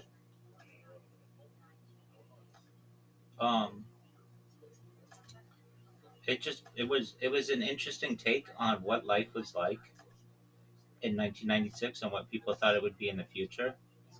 They didn't mention, or maybe they did. I just might have missed it. They didn't mention artificial intelligence too much. No, I mean they just used the term computer. Right, that's true. I think that's true, because that term wasn't really around. It wasn't used popularly yet. No, that's true. And yeah, trying to think of what else affected me from it.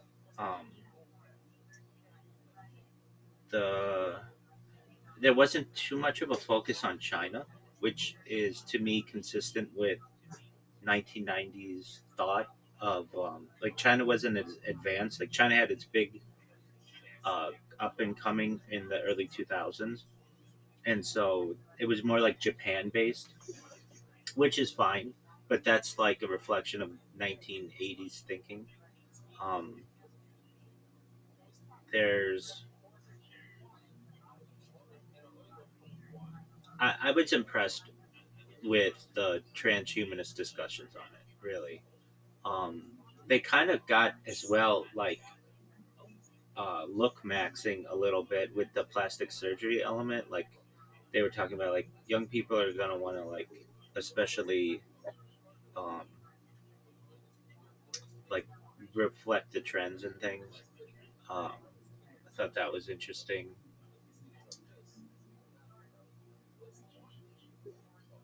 Yeah. Um, what do I think they missed? Just the acceleration of how quickly some of this stuff would be adopted. I keep saying it. I don't know why virtual reality is not more prevalent. Um, I heard this person on Reddit who allegedly worked at Meta. She's a former employee at Meta, and she's like, Mark Zuckerberg, you have to step down. Like, you spent $80 billion on the metaverse, which turned out to be a joke.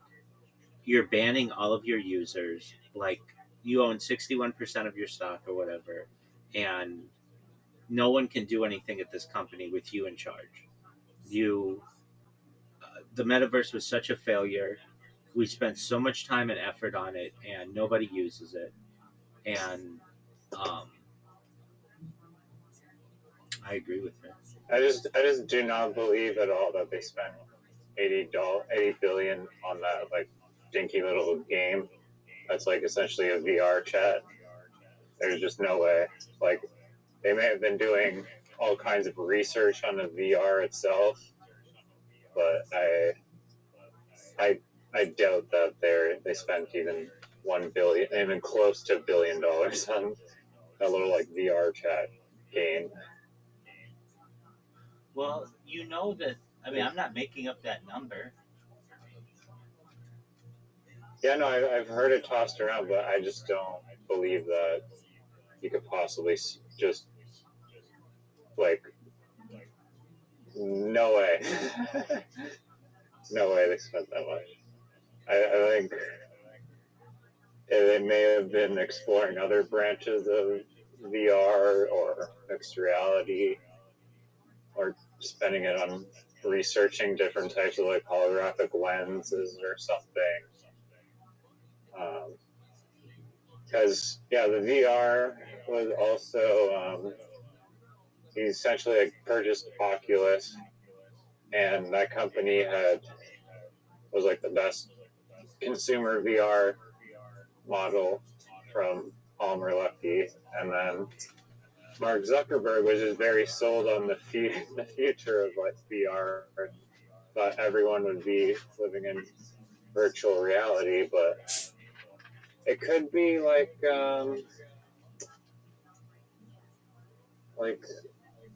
many things that they're just a little bit too early before they actually take off. It might be just a little too far ahead of the curve. Yeah, but he is pissing off shareholders, which is probably deserved a little bit. Yeah.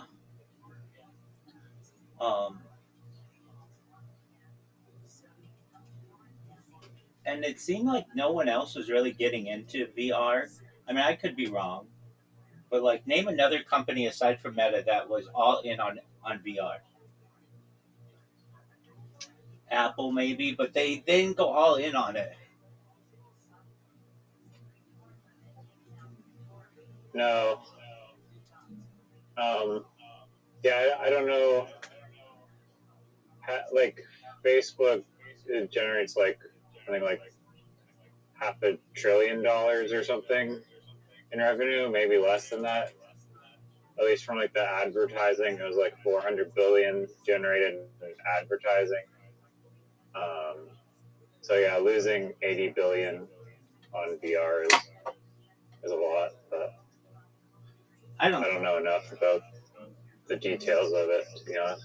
Well, you know that's not that much. If you're making $500 billion a year, then you lose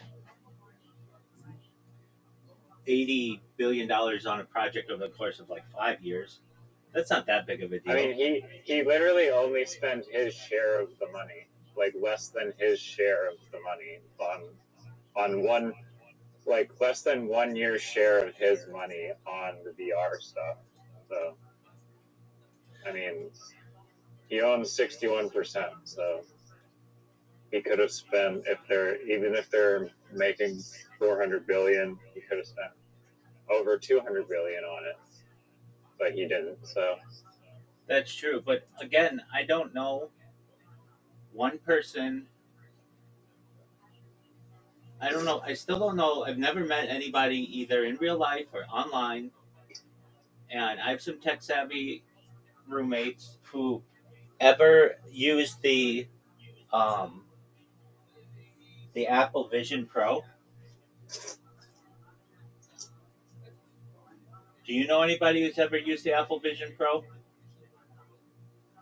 My brother's tried it, okay. But I didn't purchase it. But the new one will come up and it'll be cheaper, and there'll be actual like controllers, so it won't be just like, it'll be more usable, and it'll open up doors to gaming, and it'll be marketed as less of like a workplace VR and more of like a multi-use VR on like a higher end price point. So I think the second generation will be more successful. $30,000 for the for the touch controllerless one is just way out of range for a lot of people for just a tech accessory. That's a good point. You know what would be a game changer for it actually is a game that people wanted, like Grand Theft Auto. So let me explain. I saw this this rendering of what Grand Theft Auto 5 looks like from a first person view, and it changes the whole game. It is what am I saying? It is it's like amazing to me when you see it through someone's eyes how much more violent the game is. There's just something about it when you're like just watching it from like two people who you're away from them. It's like not that big of a deal, but when you watch it through someone's eyes, it's like, whoa, this is a really violent game, and like I can't believe I just did that.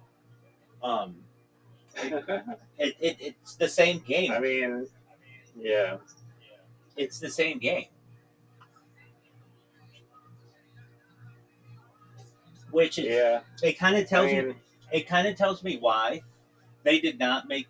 I mean, I'm sure it's like a lot of work too, but they do it with other games where they have first person views and third person views. But it's like, why don't they do that for Grand Theft Auto?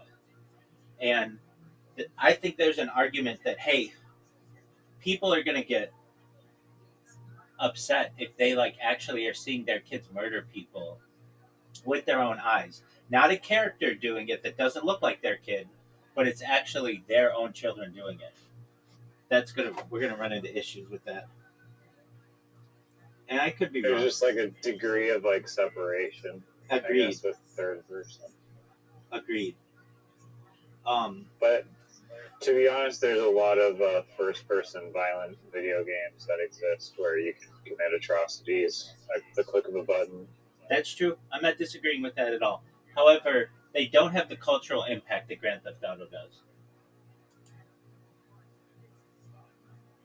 So, like, what I'm saying is, like, No. you may have one parent who complains to another parent, like, hey, have you seen the new XYZ game?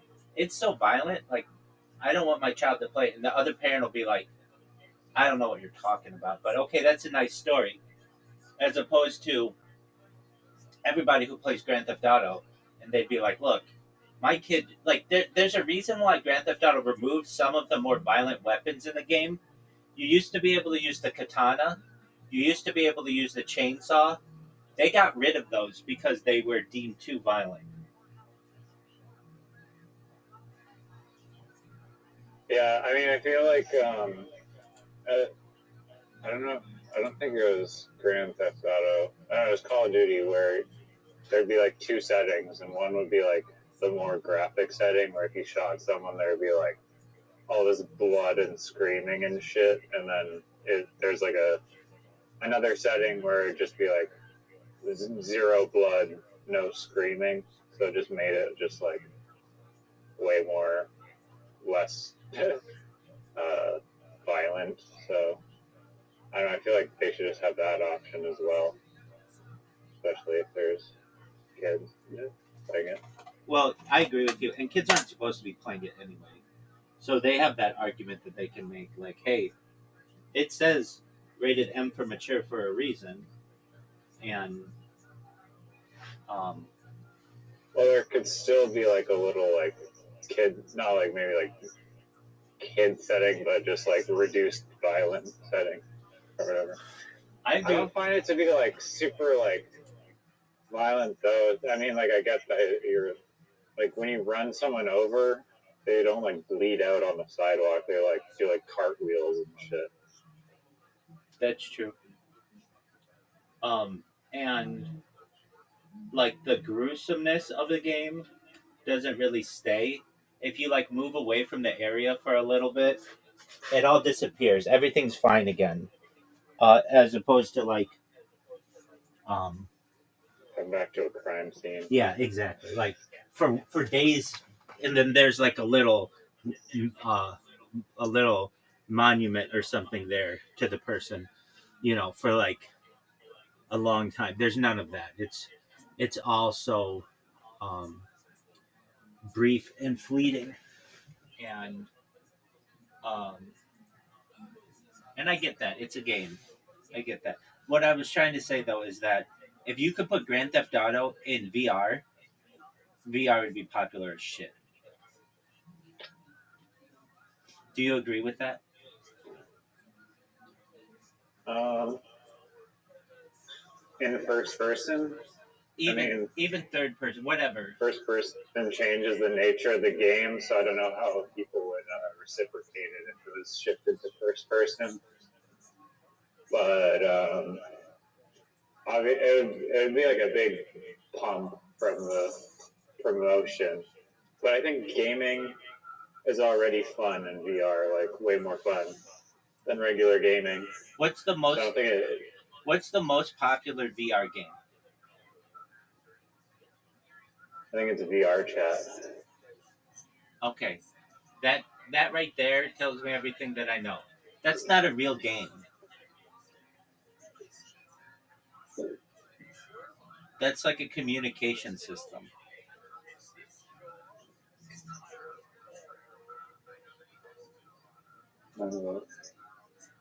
That would be like you saying to me, or me saying to you, "What's your favorite iPhone game?" And I say Messenger.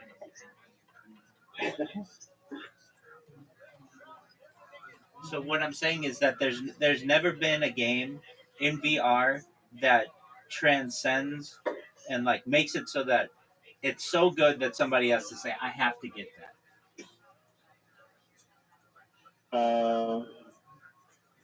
Oh wait, apparently Beat Saber is the.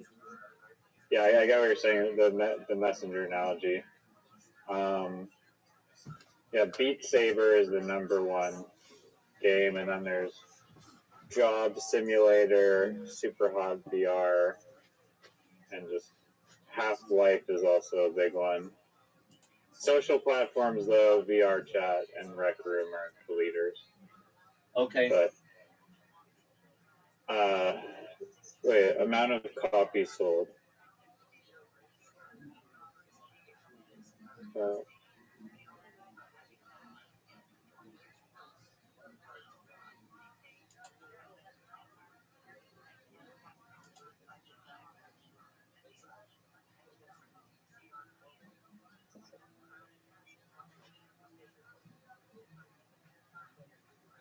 Did you see the like dome paradise thing in like Japan that they had? Yeah. That was like mind blowing to me. It was so it was so liminal. You love that shit. Oh yeah, no, just like the '90s camcorder footage is like holy shit, and just like the concept of like that like dome vacation resort was like so eerie because just like the painted sky with the clouds and shit, like the fake beach, it was so liminal. I haven't been in that, but Las Vegas uh, in the 1990s, they were experimenting with some of that, with like the ceilings that were realistic. I remember. Have you been to Las Vegas?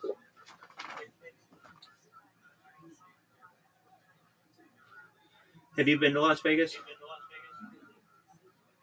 No. Oh, okay. So they had a hotel that opened called the Venetian, which was supposed to be like Venice, and it had like gondolas going through it, and it had like a river that goes through it, and then the ceiling, the sky would like change depending on the time of day, and they did everything they could to make it like so you felt like you were in Italy, but not. And it was it was it was like the start of that. And then I've seen, now this is like a more recent thing that I haven't seen in real life, but I guess there's a hotel or something that I saw that had an entire LED ceiling and walls, and like people would sit there and then it would look like water was rushing all over you. Have you seen this? No, I can kind of imagine it, I guess. Yeah, I mean it's definitely imaginable. Um, and that was wild to me. Like it looks really realistic. Like you're gonna get hit with all kinds of water, but it's just on screens. And then there's um, the sphere, which they're opening up different versions around the world, though not as big as the one in Las Vegas, which are kind of um, what do I want to say, like augmented reality kind of ideas, or they're not quite virtual reality, but um, there's something to it. With virtual reality, I mean, I remember like virtual reality places opening up, and as I recall, um, it was pretty expensive, and the equipment gets broken, especially when it's not yours and you're just renting it or whatever. Even if just renting it for an hour at the place, people just throw the shit down and it breaks. And then when it breaks, it's extremely expensive to fix. And it's not like the guy who's working at the VR place generally has the knowledge to be able to fix like broken internal components. So, What do you mean the VR place? Like you could go in and play shooter games in VR? Because I've seen those. yeah, like they're like arcades. They're VR arcades. Yeah, I mean they weren't like super popular, but I mean I've seen them, and then I used them at like Disney Quest and some other places where, like Disney's was a little bit different. I've talked about this previously, but they had a thing like you were talking about roller coasters. You design your own roller coaster, and then it would take you into a machine. And you're wearing VR, and it would like rotate the machine with however you built the roller coaster. That to me was like wild to be able to see that you were able to build something and then ride in it within a few minutes. That was amazing. um Some people, for whatever reason, there's like some ride at Disneyland. There's some roller coaster, um, and it was like no one knew what the fuck the roller coaster, like the map of it actually looked like where the tracks went and shit. And so the dude smuggled in a fucking like LiDAR camera into the roller coaster and just records the whole like Magic Mountain fucking like trip through the roller coaster, and then downloads the LiDAR map into 3D software, and they're like, finally, we can see what this fucking roller coaster looks like after like 38 years of it being open. oh, that's interesting. um I was at Disney with my parents and their friends, and I had earlier in the day rode on, I want to say it was Pirates of the Caribbean, and I was there, and I remember there's this one part where like you drop maybe like 5 feet or something, like down the water, and it makes your stomach drop. And I remember like everyone on the ride was like, "Whoa!" Like they were affected by it, like where that feeling in your stomach when it drops. And so later in the day, my parents' friends were going to go on it, and they uh, wanted to know if I wanted to go with them, and I said sure. So we were going on it, and as we were about to go over the falls, like where your stomach drops, I like dropped my head down, like embrace myself because I know it's coming. And my parents' friends look over at me and they're like, "What's going on?" And uh, all of a sudden, the the thing drops, and they're like, "Oh, now we know because he's been on it before," and I had the knowledge. And a very interesting thing happened as we were on the ride. all of a sudden, I forget exactly what happened, but like the lights turned on, and you could see the ride with all of the lights on, and the ride stopped, and they had people who worked there who escorted us off, saying something had broken in the ride and we couldn't finish it. Um, we could finish it later in the day or something like that. But it was wild to see, like, wow, this is just like a warehouse with like skulls and stuff. But when they turn off all the lights and stuff, you can make it really spooky. Like the same idea with that lidar, like trying to figure out all the stuff that's there. They tried for like 30 years. Theirs is much more advanced than what I experienced, but it's just really like how you decorate it can make it very um, confusing. They don't want you to see how lame the actual ride is. Exactly. The lights on. I mean, it's amazing what lighting does to something. I've seen like It's a Small World, like when they have the lights on and it just takes the mist, the magic away from it. It's and then you realize that the boat that you're in is literally in 1 feet of water. Like you could stand up in the water. It's like it's not like a huge like river or anything like that. Um, and but you're not. Gesundheit. You're not actually like moving anywhere like you're made to believe on the screen. Exactly. You're just on a treadmill.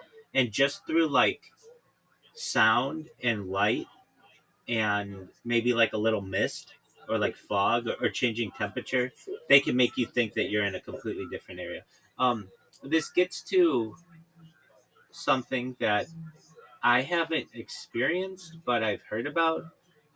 It's called 4D movies, which we've talked about a little bit. So you have 3D movies, which I've been to, but 4D movies are the idea of the the chairs shake, and you might get water on you in the theater, and there's also like smell-o-vision. Also smell, yeah. Exactly. I've been to one at Disney World or Disneyland, whatever the Florida one is. That's World. And like everyone, there's like this freaking thing. They made it seem like at the end of like the movie that like this like they said like, oh, ladies and bugs, you may like enter, you may like now like leave the theater, and then like it felt like this like bug was like run like just ran from like each side of like the seats to the one side of the seats to the other, and like everyone, including myself, just got so freaking startled by that. Oh, that's interesting. So they like had a little vibration in the chair. Yeah, no, it startled the hell out of me, and like everyone in the theater too. Wow. Very cool. Well, that also the smell that they chose was like terrible. That's an interesting thing. And like the mist was like whatever. But they don't they don't really do that now. Maybe at like a theme park, but that never became common. I guess the theater experience has just diminished. Did you see the like in the documentary that movie theater with like the seats that like it was like a regular like movie theater, but like the whole seats were on like these like mechanical like legs that were moving up and down. Right. Like they don't have that. I've never seen that before. Right. Until that documentary. It's interesting to me that just never apparently became financially viable for places, and I understand why. There's a startup cost, but then the keeping that stuff like in good condition and repaired constantly, and then the downtime, like if you have chairs that are broken, nobody wants to go there, so then you have to shut down your movie theater to fix the chairs or whatever, or you have to pay really expensive prices to have these guys work at night or whatever, like it. And then there are some people who are going to be like, I don't want my chair to move, I just want to watch the movie. And that's why it's only been like kind of a special thing. I was reading IMAX movies are dope though. I fuck with IMAX movies. I do too. I think they're tight. Do you remember your first IMAX movie? Yeah, I've only been to like 2. But yeah, it was like some mountain climbing movie in like the Alps or something, and it was just like crazy. I remember. I think I was at Universal Studios, or it might have been in Las Vegas. But the first one that I saw, we had a choice. They had two movies. You could either watch one, which was like on nature, and then the other one was on the Blue Angels. I don't know if you know what that is, but it's like America's like. Oh, the fighter! I hope you chose the fighter pilot one. Yeah, definitely, and we did, and it was pretty mind blowing. Like this is in the late '90s, and I remember going with my parents, and it was just like they're flying upside down and all kinds of stuff, and you're just looking at this giant screen, and um, that was really cool. I had this really interesting I mean, experience. I watched like Top Gun. Like my first reality VR movie was watching a new Top Gun movie, and it was pretty. I wouldn't say it was like as good as IMAX though, but it was close. It was like close-ish. Kind of like it's pretty freaking awesome to be honest. But IMAX, I guess, is better still. I saw. At least maybe I didn't have the screen big enough or something. I saw. Um, okay, so there was this movie that came out in around 2007, 2008 that I was obsessed with.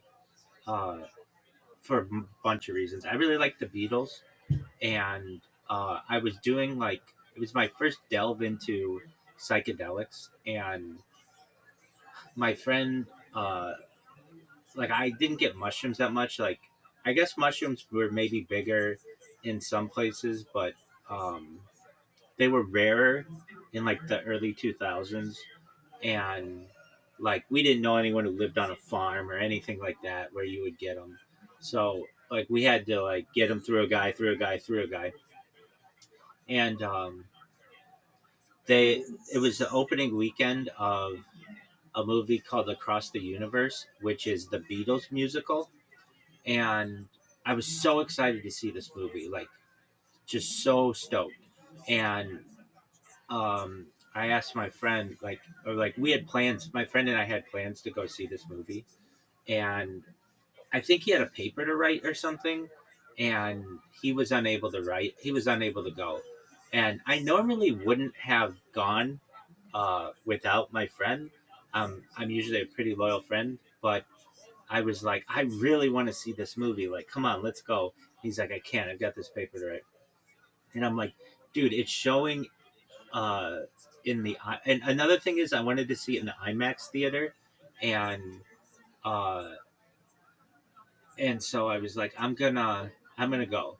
I want to see it, and it happened to be like I went on like a Sunday night at like 10 p.m. Like um, the last the last like movie of the theater that day, and I was the only person in the theater, and I sat in the and I sat in the front row, and was just blown away because like I was just looking up, and there's no one in the fucking theater. I think maybe a little later, like two people came, but like I had the whole theater to myself, and I was just watching this movie that was about the Beatles. That's very trippy, and it was wow. It was like Were you tripping? I wasn't tripping on acid or mushrooms or anything, but I'm fairly certain I was high as fuck, um, and allegedly. And so then the next week came by, and my friend was able to go to the movie, and we wanted to see this movie on mushrooms, and I was like, dude, you got to see it. It's amazing. It's amazing. It's amazing. And he's like, dude, I I know you say it's amazing. I get it. Like you don't have to remind me every 10 minutes. I'm like, I know, but it's so cool. So we end up doing mushrooms, and it was uh, it was an experience unlike I'd ever had. So like the mushrooms are starting to kick in as the movie's kicking in, and it's really good. and I didn't realize it. There's this one really sad scene where they're singing "Let It Be" in the middle of riots in Detroit, and there's this little boy who's just singing the song, and it's like really, really, it's like the height of the movie where it's really sad. And I didn't realize it, but my phone had slipped out of my pocket in between the seats, and my phone went off, and it rang and ruined the movie for the whole theater because I couldn't get my hands on the phone, and then the person called back, and I still couldn't get it. I finally got my hands on it and was able to mute it or whatever. And this is like before movies would even say like, "Please shut off your phones." And even if they did, I thought maybe that I had, but I was tripping on mushrooms or whatever.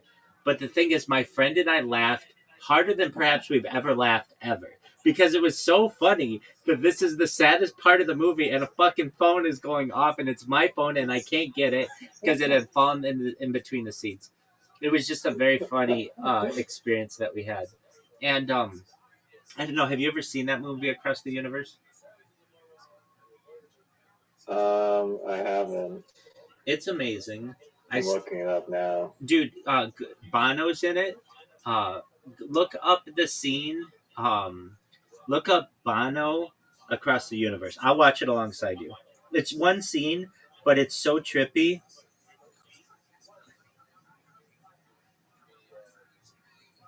It says it's a musical romance. Yeah, dude, and it is, and I loved it.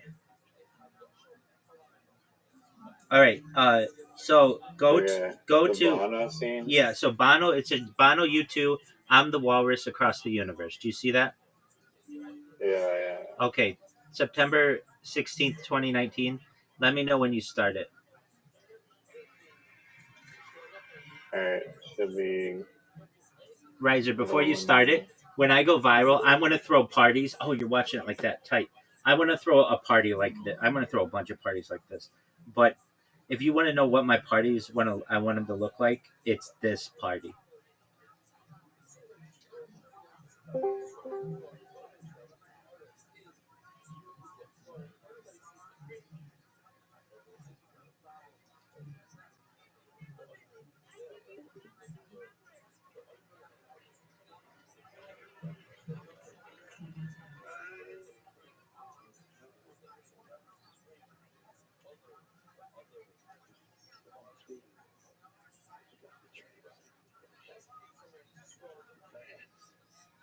But hey, no point fucking your head stuck in a system.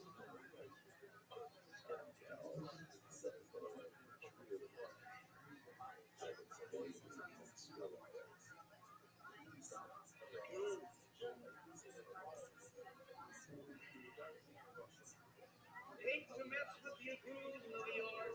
You're about to cool.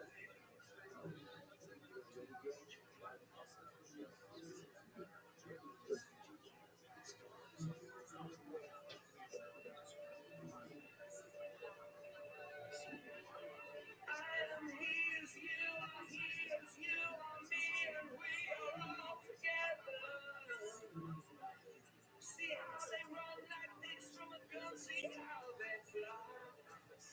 I'm crying, sitting on a cold flake, waiting for the van to come. The corporation t-shirts, stupid bloody Tuesday, man. You've been a naughty boy, you let your face go long. I am the Eggman, they are the Eggman. I am the walrus, look at you, Mr. City Policeman, city, pretty little policeman in a rock. Gravel up the fish rock on the dirty creatures, boy, you been a naughty girl, you let your knickers down. I am the Eggman, they are the Eggman. I am the walrus, look at you.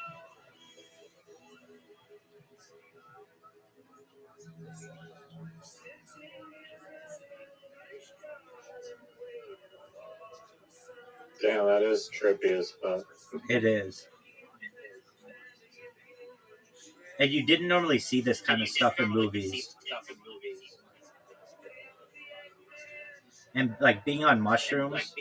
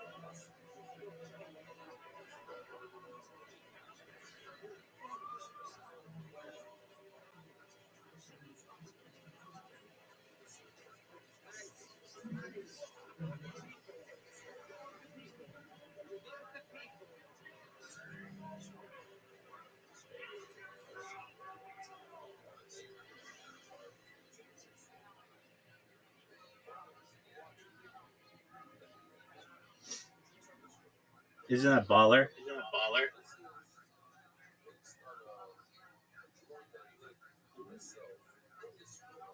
Baller. Yeah. When people ask me what mushrooms are like, or LSD or any kind of psychedelic, I say that's like the best that I can do. If you're like tripping hard, if you watch that scene, it's as close as I think you can get.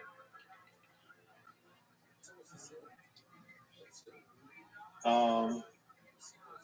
Yeah. I mean, I wouldn't say that it's like.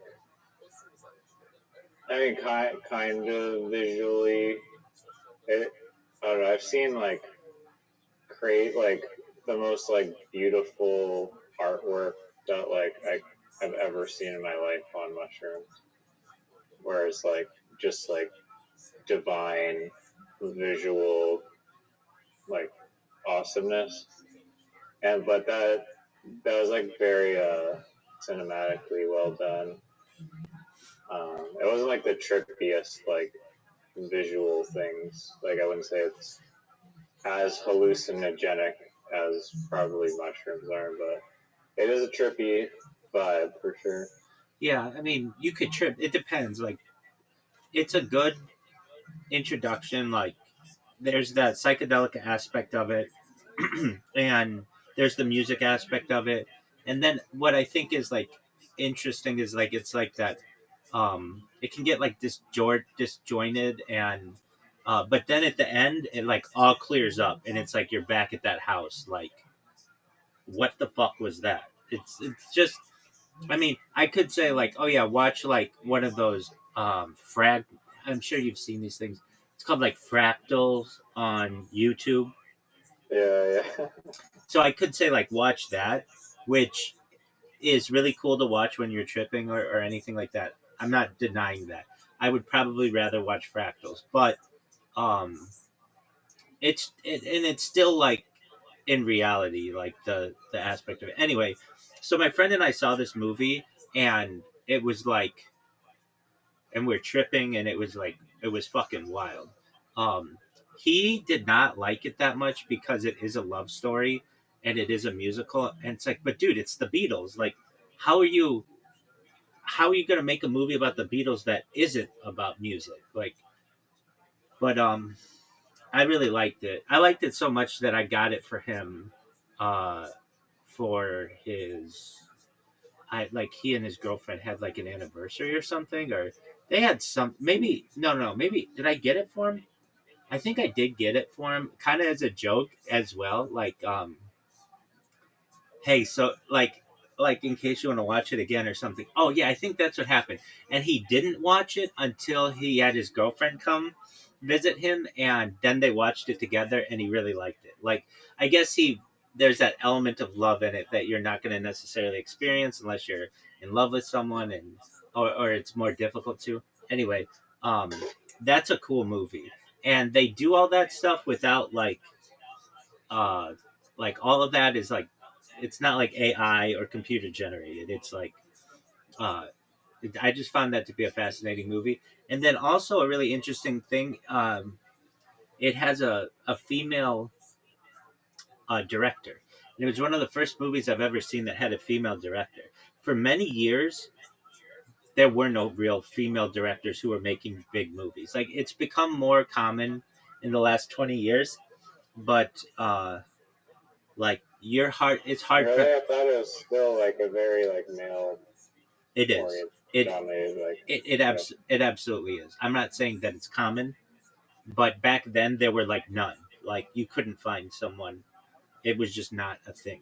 yeah, And so that was a big thing. Like, I was like, oh, this is what a female directed movie's like. It's it. I loved it. I love that movie. Anyway, um, I was talking. We were talking about the um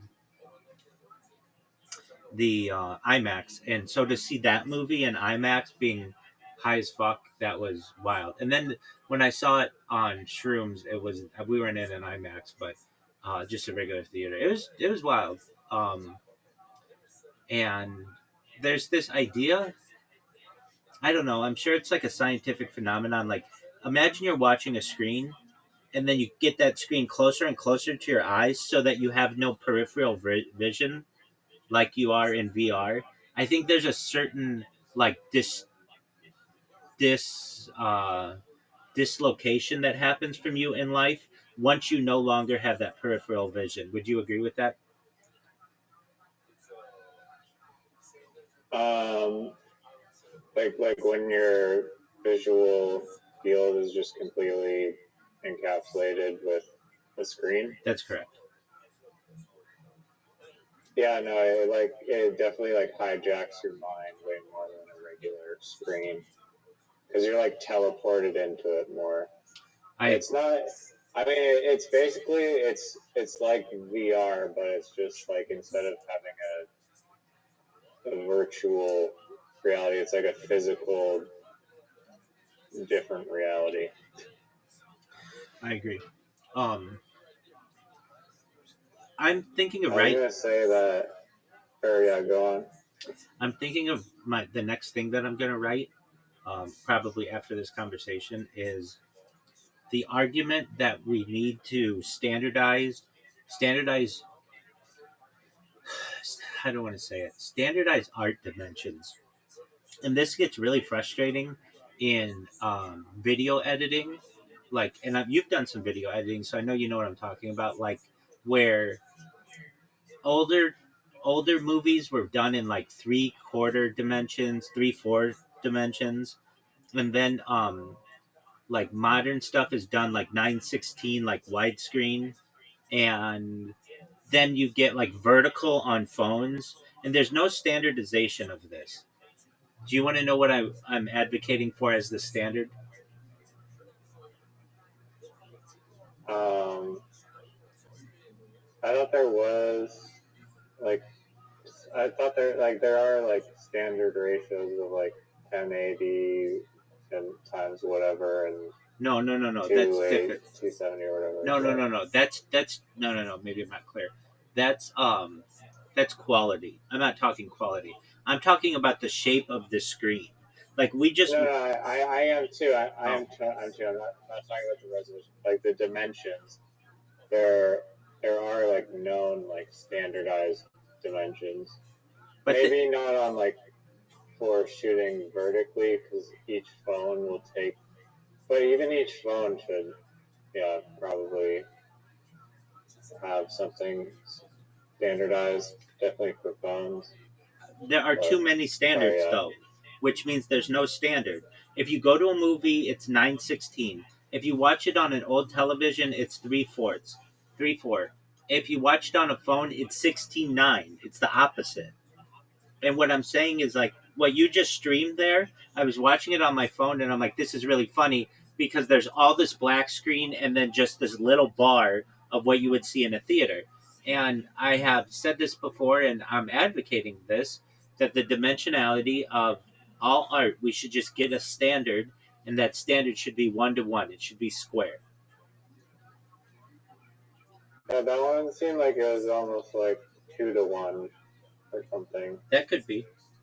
What I'm saying though is that phones should be square, like, and they are becoming that, especially with the flip phone, but or like the flip iPhone or whatever. But like when you take a video now, it shouldn't be like portrait mode or landscape mode. That shouldn't be a thing. It should just be square. No, Square isn't good. No one wants to watch Square. Square's the best. Square is horrible. No, if you look at movies, most of them, of the stuff that's important, is in the square anyway. Or one by one? Yeah. Which important movies are one by one? No. I'm not saying the whole movie shot one by one. I'm saying the action that happens in the movie happens in a box that's in the one by one. The stuff on the sides doesn't really do anything for you. No, that's not true. I disagree. Okay, then give me a standard. Give me a standard. When you set up that shot, usually it's like you're using like the rule of thirds, or that's like a very common thing where it's like your subject is going to be in like one of the 2/3 of the thing is going to be your subject. Okay, then give me a standard. That. You can still do it in a square or whatever, but I don't think people want to watch squares. At least yeah, they do. Yeah, they do. Okay, well you haven't seen it. Give me an example of a dimension that works on a vertical phone as well as it works in a movie theater. I'll wait. The widescreen works on a vertical phone. It just has the black stuff on top and bottom. Exactly. So you're looking at this tiny little screen and you're wasting most of your screen. Well, you could rotate it sideways and then you get the same widescreen. That's true. Okay, then imagine you shoot a video on a phone and you want to show that video on a movie theater. So now you're just going to have two big black sides on each side. That's why the 1-to-1 dimension works best. No, but then it's like a lose-lose instead of a like when you shoot it vertically, it's a win for the phone, and when you shoot it horizontally, it's going to be a win for let's say like a computer. I agree. But so then 1-to-1 is like a lose for the computer and a lose for the phone. It doesn't maximize any of those. Incorrect. Because imagine it's a flip iPhone. Then it's a win-win. Then it's a perfect square. Why is the flip iPhone a rectangle that unfolds into a square? Yeah, exactly. It's two rectangles that unfold into a square. I don't. I'm telling you, that's how it's going to be in the future. I like the thought, but I'm telling you, that's how it's going to be in the future. So that means that. It depends on what the shape of phones are like in the future. I'm telling you, they all go to square. Everything will all become square. I'm saying everything will go to a square because it is the most neutral of any of the shapes that it could be. It works in a theater. It works on a computer. It works on a square phone. Well, if everything was just a rectangle shape, wouldn't it work the same? But stuff isn't a rectangle shape. Phones are vertical. And a square phone is going to be... so you're just going to have black on the top and black on the bottom. People won't want that. If you have a phone that has a square screen, that because it unfolds, people are going to want the entire image to take up that screen. And the way that that's going to be done is through a square 1-to-1 ratio. Well, arguably in the future, you might be in virtual reality where you're viewing things on like your full field of view. So it could be in your entire retina field of view perspective, and even more than that, like 360 degrees. That's assuming that we're using a phone, like a device or something, I don't see anything. Like I get it if it was standardized, whatever. But why do you think they haven't made them squares? They used to. There used to be a standard long time ago with the television where it was just a square. Your television was just a square.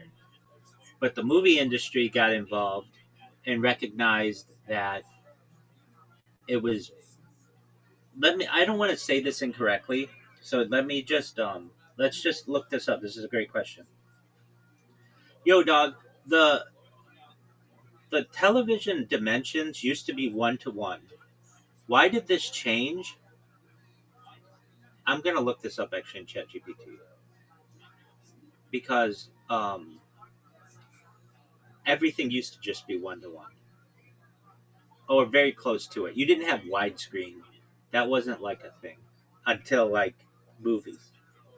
Well, let me think. Maybe you did have like 1-to-1, like movies, like really early movies, but those seem square as well. Though I could be wrong. Um, we're gonna look this up. This is a great question, and if ChatGPT wasn't jerking itself off, we'd have the answer. All right, here we go. Yo, um, what's up with dimensions of media? It seems like it used to be 1-to-1, like a square, back in like when early television, maybe even early movies, and then it went to widescreen, and now we have vertical. What's the most efficient way to have it, and why did it change? Give me the timeline, and then also what's the most efficient way. If it doesn't say square, then I'm gonna say that it's wrong. You're basically tracking a tug of war between technology, human vision, and distribution platforms. The shape of media, the aspect ratio, isn't random. It's optimized for whatever constraint dominates at the time.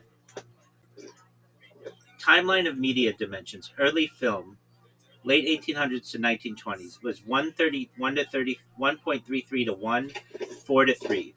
Driven by physical film stock and camera design. Almost square because that's what early machinery handled well. This became the default frame for visual storytelling. Early television, 1930s to 1990s, 4 to 3. TV inherited film's aspect ratio. Why compatibility? Early TV literally reused film content. Also, CRT screens, tube TVs were easier to build in that shape. Widescreen cinema era, 1950s to 2000s. 1.85 to 1, 2.35 to 1. Hollywood needed to compete with TV, so they went wider to feel more immersive and epic. Matches human horizontal field of view better. Think big landscapes, action scenes. HD TV standardization, 2000s to present, 16 to 9. A compromise between 4:3 and cinematic widescreen. Efficient because doesn't waste too much space on old content, still feels wide and modern. Became the global standard for TVs, YouTube, gaming, etc. Mobile first, social era, 2015 to present, vertical, 9 to 16. Phones changed everything. People hold devices vertically, content follows behavior. Platforms like TikTok, Reels, Shorts optimized for full screen engagement, one handed use, scrolling feeds.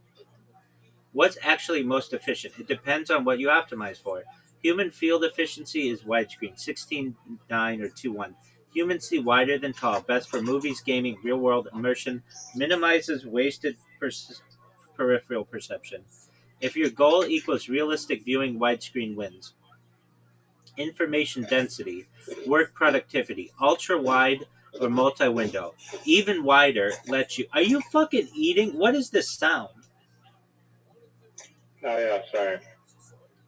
Information density. Eating croutons. All right, well, that's the loudest shit of all time. Information density, work productivity, ultra wide or multi. Dog, dude, you are so loud when you chew.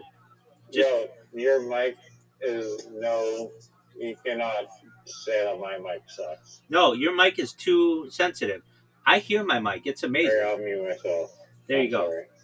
Even wider, 21:9, 32:9 lets you see more side by side data. you see data side by side reduces context switching. That's why traders and programmers love ultra wide monitors. Attention capture, modern media, vertical 916. Maximizes screen coverage on phones, eliminates unused space, no black bars, feels more personal like FaceTime, higher engagement metrics. If your goal is to maximize attention, vertical wins. Cross platform efficiency 69. Safest universal format. TVs, laptops, YouTube can be cropped into vertical if needed. If your goal is flexibility, 16.9 wins. 69 wins. Big insight, the real answer. There's no single most efficient ratio. Efficiency, F device, perception, distribution channel, and goal. That's why we live in a multi aspect world. Doug, fuck that shit. Yo, dog, I think one to one's the best, especially with a flippable iPhone. It's square, it works everywhere. What are your thoughts? I get your intuition, but one to one is best, only works in a very specific case, not universally. Let's break it down. Where one to one strong actually is strong. Platform neutrality. That's what I'm talking about. A square fits design into both vertical 916 and horizontal 16:9 with minimal cropping. That's why Instagram originally pushed it. That's what I'm talking about. I know it did. UI simplicity, symmetrical, predictable framing, easy for grids, thumbnails, product shots. I agree. Foldables. Your point. On something like a folded phone, square feels native. No rotation needed, less cognitive friction. So yeah, for works everywhere without thinking, square is arguably the most robust.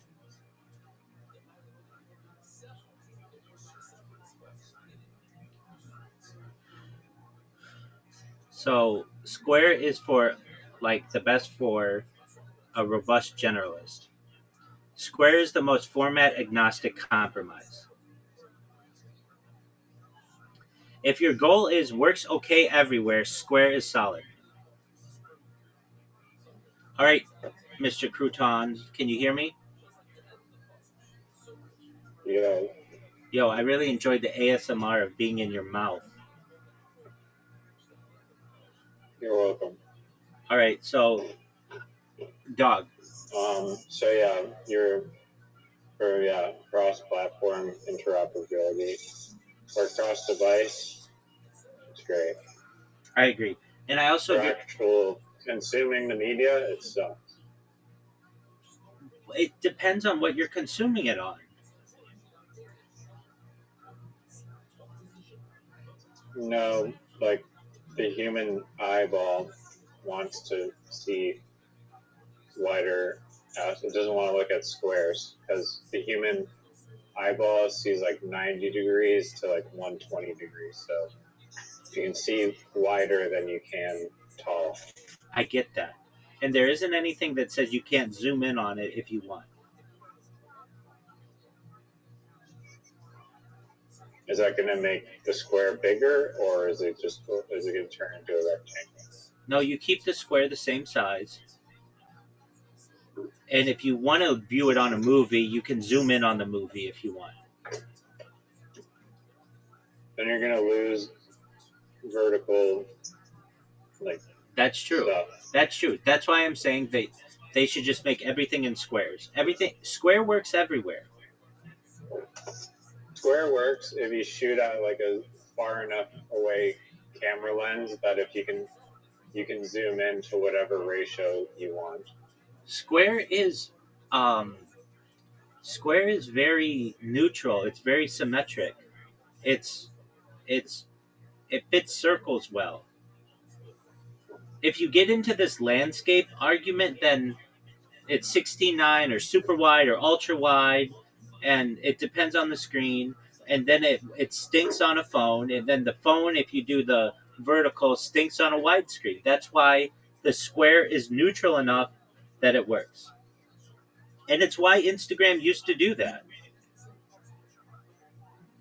At Instagram, you literally had to use a third party to, like, if you wanted to post your photo that was, say, like a landscape photo, like when you try to upload to Instagram, and still if you try to upload it to Instagram to this day, it'll just crop out like a bunch of the photos. and I've uploaded photos of my dog. I'm like, where's half my dog cropped out? And then I have to go in and I have to like manually zoom out and screenshot or use a third-party tool to format it so that it can be uploaded into the one-to-one format on Instagram. And it's just a headache. I get that. Another thing I want to see changed, and this is a big one, and it's amazing to me. I go through this every day. The phone does not. How do I want to describe this? It doesn't like have a wide field of view, and I think that should be changed. When you turn the camera, like a fisheye lens. well, that distorts things. I'm saying that like I'm live right now on a bunch of different laptops, and they have a wide field of view, but a phone is very like narrow, and I don't like that. You should be able to adjust that if you want it. So what I'm saying is that I could have my iPhone and have it with a really wide field of view, maybe 180 degrees or pretty close to it, and that would be fine. As opposed to what it does right now, which is like I don't know, 90 degrees or something. There's like um, and I Yeah, get no. So like, you want like the fisheye capability on the new iPhone. You don't have like 180-degree fisheye view, but you have they have like this 0.5 view that's like very zoom. Like you, it's like a much wider, further back perspective that that's what I want. Yeah. you can select now on the new camera. So let's look that up. It exists. It's just not in the old phones. Okay, but why did it take 20 years to get there? I'm sure China had it much sooner. That's true. Okay, I'm going to ask a really good question. I believe it was the Pixel, the Nexus or something. Some phone had a 56 megabyte or megapixel camera. This was like 10 or 15 years ago. Why doesn't the iPhone still have this yet? You remembering something real but a bit mixed together. Uh, Phones like the Nokia Lumia and the Nokia Sony devices had crazy high megapixel counts for the time, 41 megapixels, later 48 megapixel sensors. That wasn't really a mainstream phone 15 years ago, but I mean, it was close. It was 13 years ago. 41 megapixel Lumia 1020 and 48 megapixel, 64 megapixel, and 108 megapixel became common on Android. So why didn't iPhones chase that earlier? Because megapixels are kind of a marketing trap, and I get that. Bigger pixels equals more pixels. More megapixels equals smaller individual pixels if sensor size stays the same. Smaller pixels equals worse low light performance, more noise. Apple prioritized larger pixels, better dynamic range, more consistent photos. Result: lower megapixels but better real world images. Computational photography is bigger than raw resolution. Apple leaned hard into this. They leaned hard into HDR, night mode, image stacking, smart sharpening. Instead of just more dots, they focused on better processing. File size and usability. A 50 to 100 megapixel photo takes way more storage, slows processing, is overkill for most uses, social media screens. But here's the twist: you're kind of right today. Modern phones actually do have high megapixels now. iPhone 14 Pro, 48 megapixels. iPhone 15 Pro, 48 megapixels. But they don't always shoot at a full 48 megapixels. They use pixel binning, combine pixels to output 12 megapixel images with better quality. The key idea: megapixels does not equal image quality. What matters more is sensor size, pixel size, lens quality, software processing. Why those old high megapixel phones didn't dominate. Phones like the Lumia 1020 were amazing on paper, but slow, bulky, and inconsistent. Meanwhile, iPhones felt faster, took better photos most of the time, so Apple waited until sensors improved, chips got faster, storage became cheaper. Bottom line, you're noticing a real tension. Android, more megapixels now, Apple, better photos overall. Now they've converged. High megapixels plus heavy computation. Okay, here's the other question I have. Yo, dog, why has it taken so long for phones to have wider fields of view for their cameras? Like laptops have really wide fields of view, but phones are very constricted, like 1-to-1. Why? Why isn't it like an And a adjustable? laptop's a shitty webcam. Why isn't it adjustable? What'd you say? A laptop is a shitty webcam. Yeah, but it's wide. Good instinct, but a couple things are getting mixed together. Phones aren't actually stuck at 1-to-1 or narrow views. Most modern phones already have ultra-wide 120, standard 70 to 80 telephoto zoomed in. For example, recent models like the iPhone 15 Pro and Google Pixel 8 have multiple lenses you can switch between. So, in a sense, they're adjustable but not continuously like a zoom lens or DSLR. So, why not one adjustable super wide to zoom lens? Physics. This is the main blocker. Phone cameras are tiny and thin. A true adjustable zoom like a camera lens needs moving glass elements, physical depth, space for optics to shift. Phones don't have that space unless you make them chunky. That's why companies have multiple fixed lenses instead of one adjustable one. Hold on a second. That I'm talking about the phone, the one that's facing you, facing the person. Ah, God, you mean the front-facing selfie camera. That actually changes the answer a lot. Short answer, it's not constrained by accident, it's intentionally limited. Why the front camera isn't super wide or smoothly adjustable? It's a space problem, even worse than the back camera. The selfie camera has to fit into a tiny notch hole punch bezel alongside sensors, Face ID, infrared, etc. on phones like the iPhone 15 Pro. There's basically no depth for moving lens elements, so adjustable optics almost impossible without making a phone ugly or thick. Too wide looks bad on faces. This is the big one. Ultra wide front cameras cause big noses, stretched faces, warped proportions. That's why phones don't default to laptop style wide angles. Even though laptops feel wide, they sit farther away, are used casually. Zoom calls, not photos you keep. Phones are used for selfies, social media identity. You don't want distortion. So companies intentionally limit field of view for flattering results. Distance changes everything. Laptop 2 to 3 feet from your face, wide lens looks normal. Phone 10 to 18 inches, wide lens looks distorted. Same lens, different distance, totally different look. It is adjustable, just not how you expect. Modern phones already cheat a bit. Slight digital zoom, cropping, face tracking and reframing, center stage style features. Apple does this on iPads. Some phones widen your view when more people enter the frame. You switch modes, but it's software based, not a physical adjustable lens. Battery plus simplicity. Camera is used constantly. Face ID apps, video calls. Adding moving optics, multiple front lenses would drain battery, increase cost, complicate the design. The real trade off. Front camera design is optimizing for does your face look good quickly and consistently, not maximum field of view. So why laptops feel wider? Because they optimize for fit multiple people in a call. Phones optimize for make you look good in a selfie. Different goals, different lens choices. Bottom line, you could make a super wide adjustable selfie camera, but it would look worse most of the time, be harder to build, add bulk and cost. So instead, companies pick a moderately wide, flattering default and use software to fake flexibility. All right, so that makes sense. I don't agree with it, but it makes sense to me.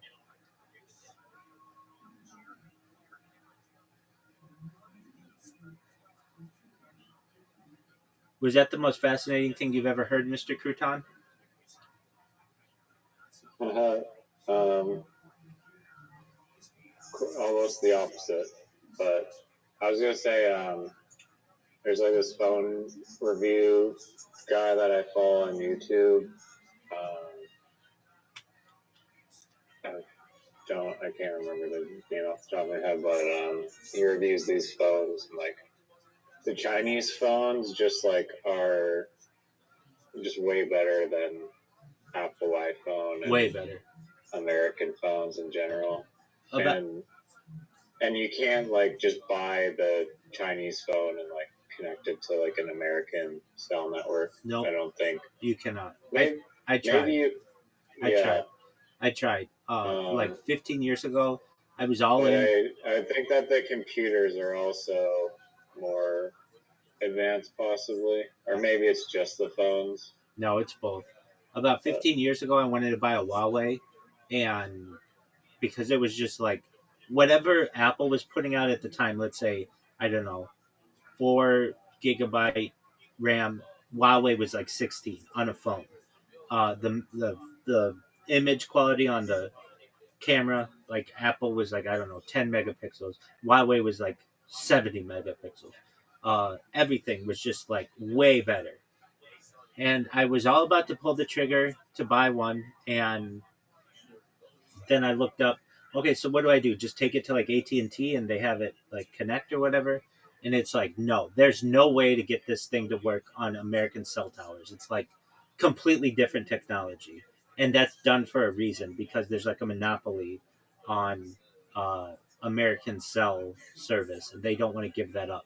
So they don't want any competition. And that's why Huawei. There's nothing to do. You can't just put in a SIM card and that's it. No, it is not that easy. Let's look up the exact reasoning for this. Uh, why can't you use a Huawei Yeah, I'm phone curious to know. Someone in the has United States? jailbroken one. Yeah, no, I know. I watched some guys do it, and it was so much work. It was like no way. Now they did have a soft launch, I think. Um, Huawei phones are not officially sold or supported in the U.S. due to a U.S. government ban, and newer phone models lack Google services. That was another issue too, making them impractical for most American users. The ban stems from national security concerns in 2019. The U.S. placed Huawei on the entity list, prohibiting American companies like Google, Intel, and Qualcomm from doing business with it without special licenses. This was based on allegations that Huawei could be influenced by the Chinese government, posing risks to U.S. telecommunications infrastructure.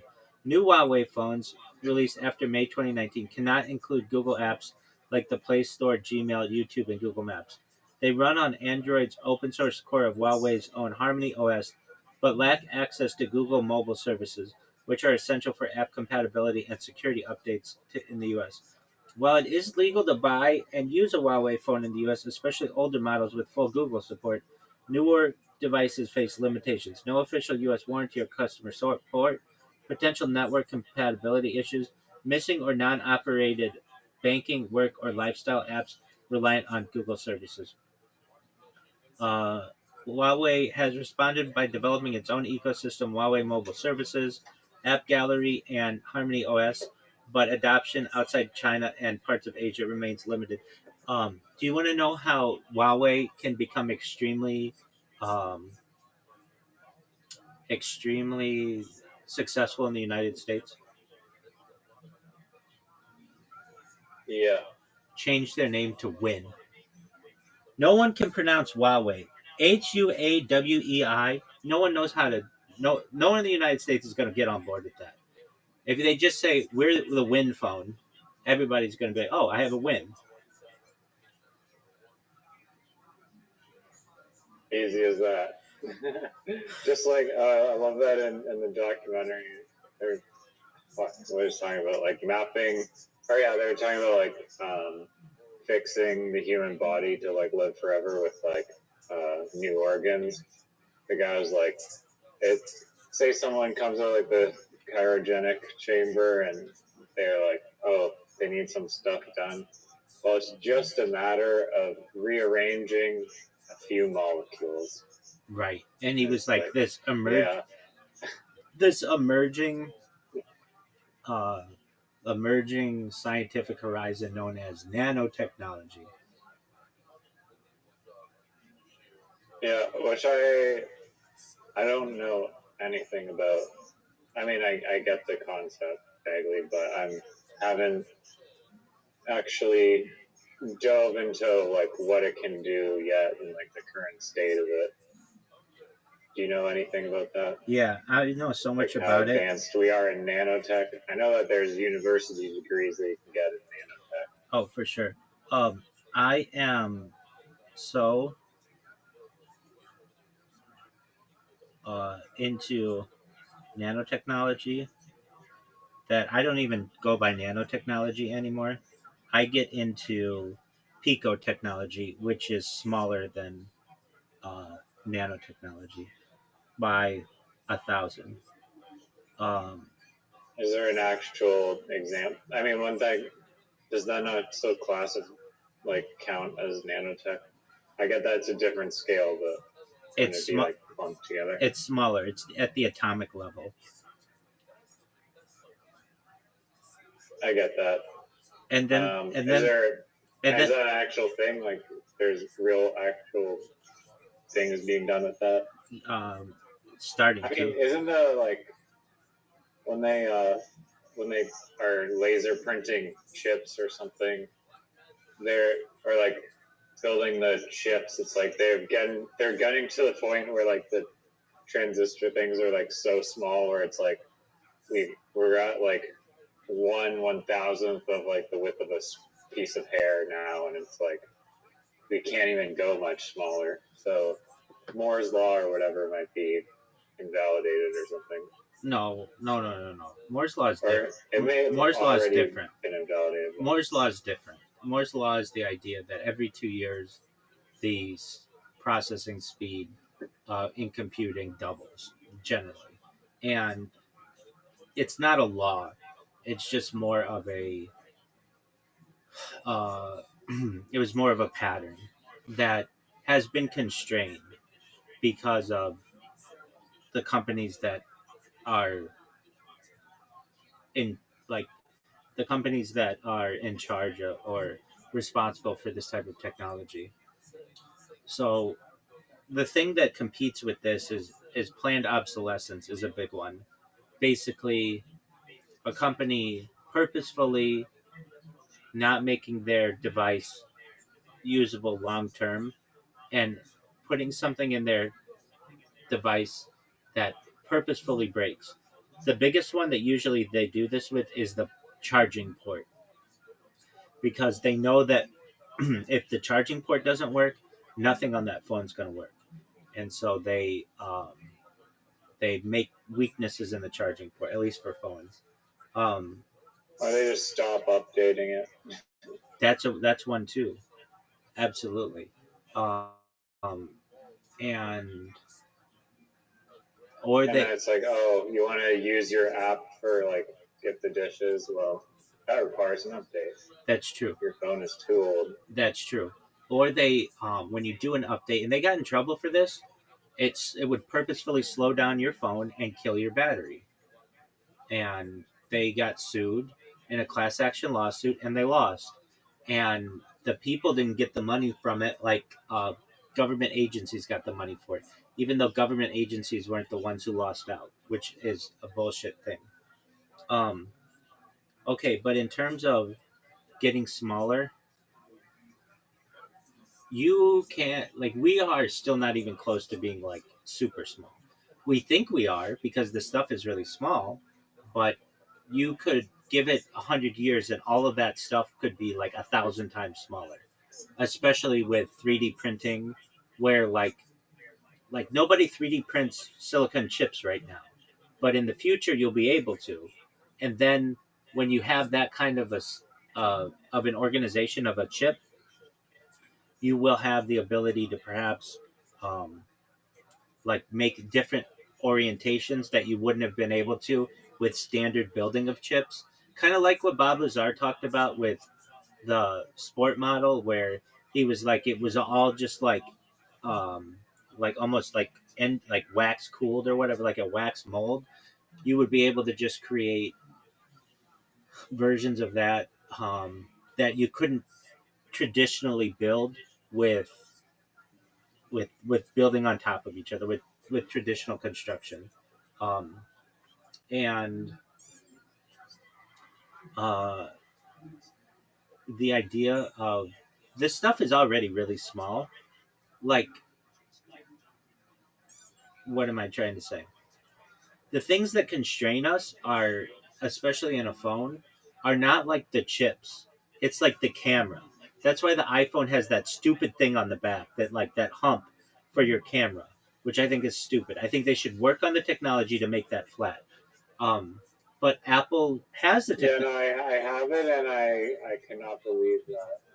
Like my old camera was just like you could lay it down on a table, and then this new one you cannot lay it down flat on a table, and I was like, this is like a pet peeve and a half right here. Oh, absolutely, it's a joke. What the fuck. It's a joke. It's like And you might as well just make the battery bigger or something. That's what I said. That's what I've said too. Make the whole thing bigger then, and then make it flat and smooth. But they know what they're doing. They know they could do that, but they know if they do that, then people will hold on to their phones longer, and that means fewer people are buying new phones. In the future, I don't know if like in the next 10 years, but in the next 100 years, do you want to know how your phone's going to work?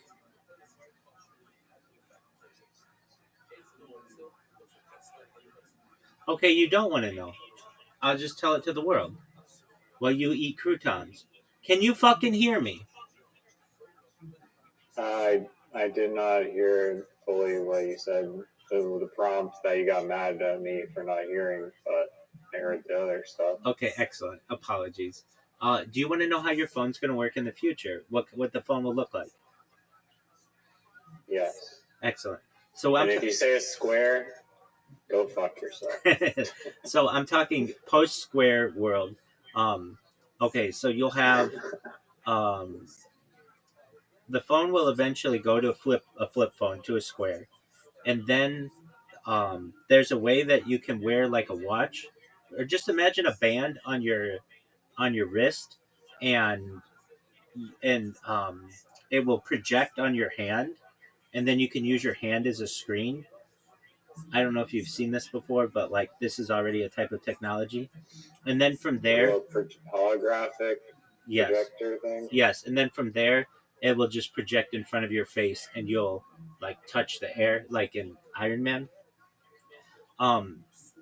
And but we're not there yet. And the way that the phone will work, there's already a company that does this, and I think it will be more popular in the future. You won't keep buying phone after phone after phone after phone if you don't need to. What you do is you will buy like Legos of a phone.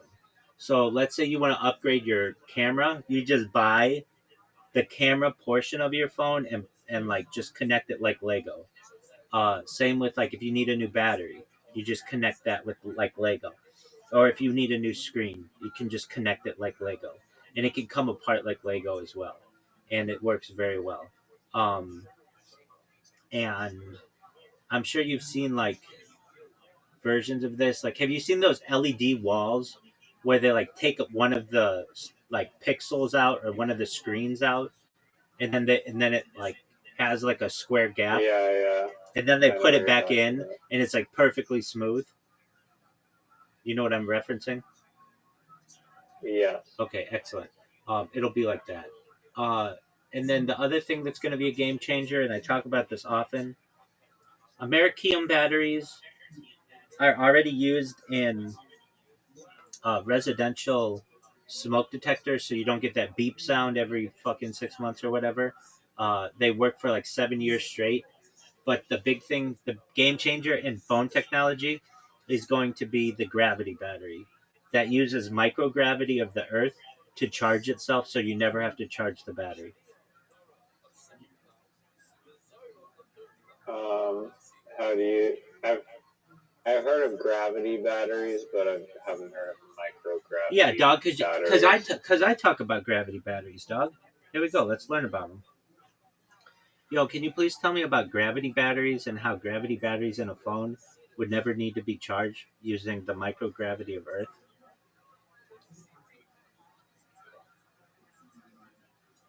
Gravity batteries are energy storage systems that work by lifting a heavy mass to store energy as gravitational potential energy and releasing it by lowering the mass to generate electricity.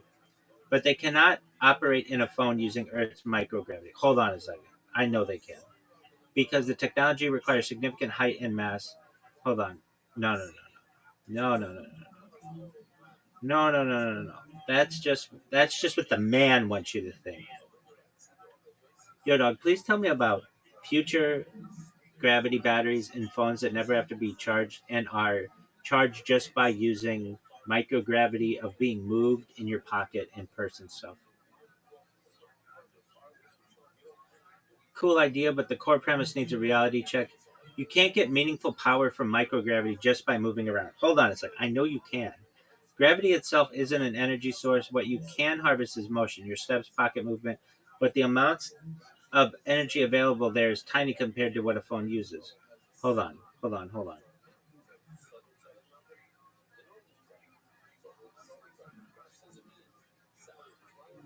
Where did you hear this idea from?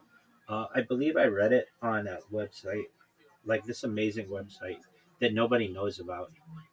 It's called futuretimeline.net. And that's where I learned about like American battery. It's literally like aliens created a website and put it on the internet and then didn't tell anybody about it.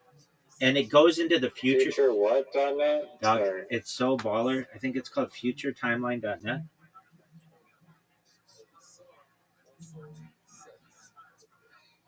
Welcome to the future. It's literally like aliens gave people their plan and then didn't tell anybody about this website. Yeah, dog. So it goes way into the future with like technology. Like if you go to the Beyond page, it goes beyond a million. Straight to the infinity and beyond. Yeah. I'm at 2090 right now. Photosynthetic humans by 2090? Damn. That's in my lifetime, possibly, if I live till 100, which I probably will if they have photosynthetic technology. In 50 million years, Africa will merge with Europe, forming a new mountain range that rivals the Himalayas.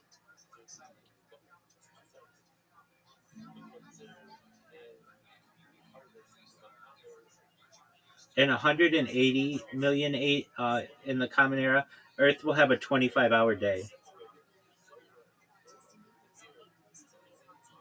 2095, many of the world's languages are no longer in use.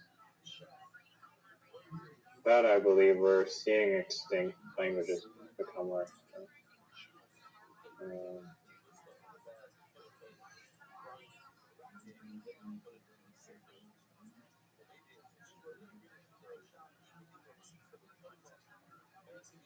So hold on, let me look up. Yo, dog, in the future, like 100 years in the future, we'll be able to harness microgravity. I read it on a website, and that website is futuretimeline.net. And I believe everything on that website, and you should too, because it's like very futuristic. So tell me about how microgravity could be harnessed if you had really sensitive sensors. I like where your head is at, but I'm going to push back away and stay grounded. The site you mentioned, Future Time Identity, is fun and imaginative, but mixes real science and speculation. So we should treat claims like harvesting microgravity carefully. First, what you're calling microgravity. There are two different types people mix up: real gravity from gravity. Earth's gravity is strong, you feel it. Tiny changes in gravity for movement are extremely small. Motion acceleration: when you walk, your phone accelerates up and down. That creates forces that feel like changing gravity. Most microgravity harvesting ideas are actually just motion energy harvesting in disguise. Okay, that's fine. I think you can do both. The hard truth: this doesn't go away in 100 years. Gravity is a conservative field. If you go down, you gain energy. If you go back up, you lose the same energy. Net energy equals zero unless you add external work. So you can't passively extract energy from gravity just by existing or moving normally. This is the same reason you can't build a perpetual motion machine. But could super advanced sensors help? Yes, but not in the way you're imagining. What ultra sensitive tech could do detects the insanely small changes. Future devices might measure tiny gravitational variations, subtle body motion patterns. We already do this thing with things like atom interferometers. Improve motion energy harvesting. If sensors and materials get better, capture more energy from walking, convert vibrations more efficiently. That's what I'm talking about, converting of vibrations more efficiently. Still, you're harvesting motion and not gravity itself. Use large scale gravity gradients. This is real. There are ways to use gravity differences: hydroelectric dams, water falling, tidal power, moon plus tidal interaction. These work because there's a continuous external energy input, not just micro movement in your pocket. Could future tech make your idea work anyway? Let's stretch it 100 years. Scenario that might happen. Ultra efficient electronics, 100 times less power. Near perfect energy harvesting from motion, heat, light, radio waves. Then your phone might never need charging because it sips tiny energy from everywhere.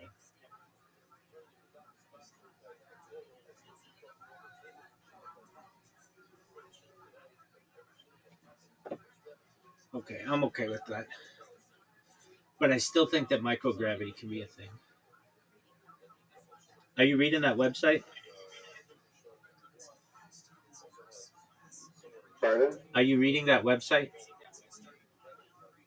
Yeah, I am. It's baller as it's baller as fuck, isn't it?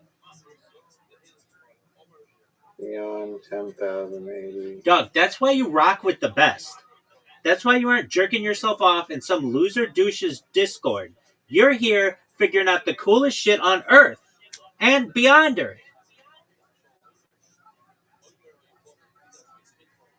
Retweet.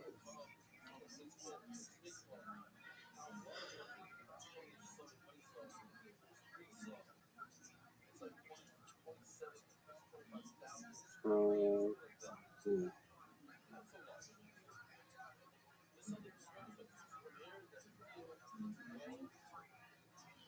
How baller is that website?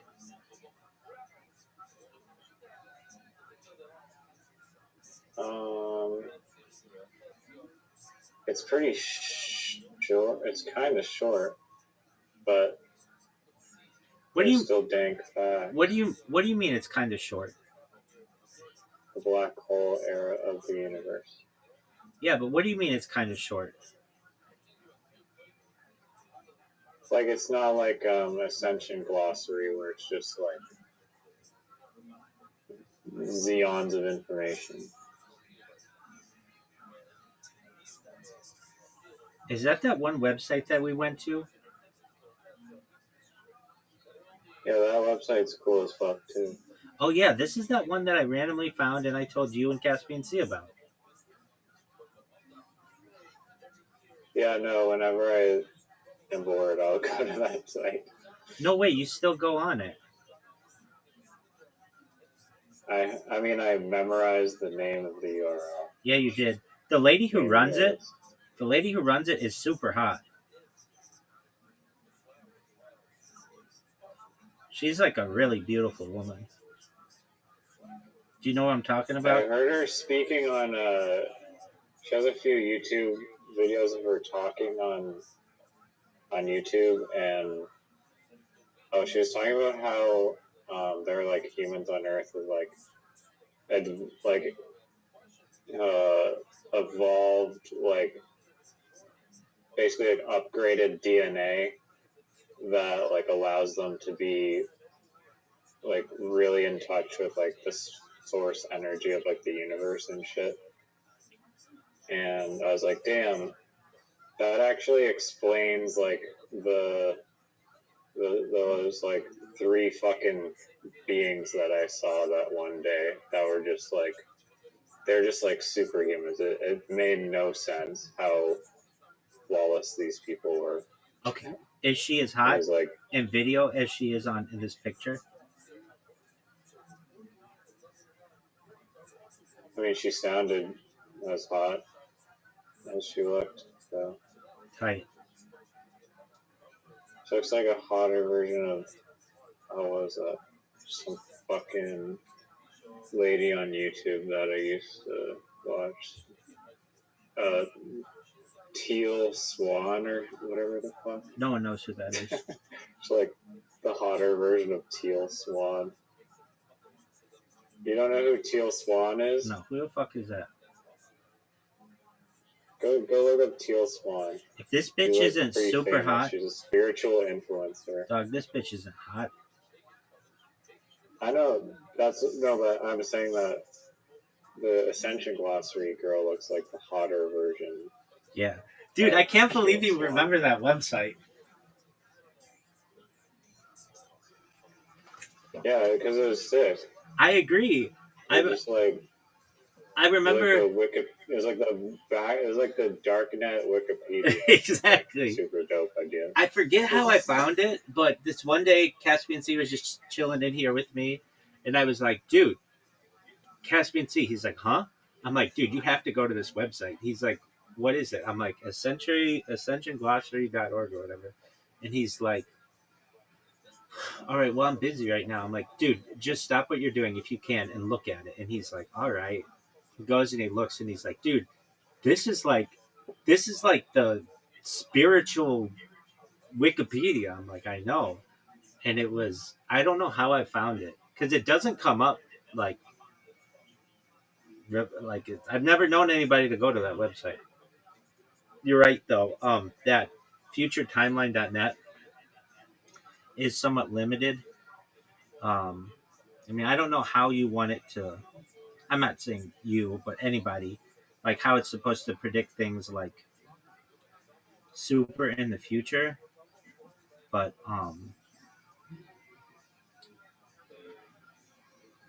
I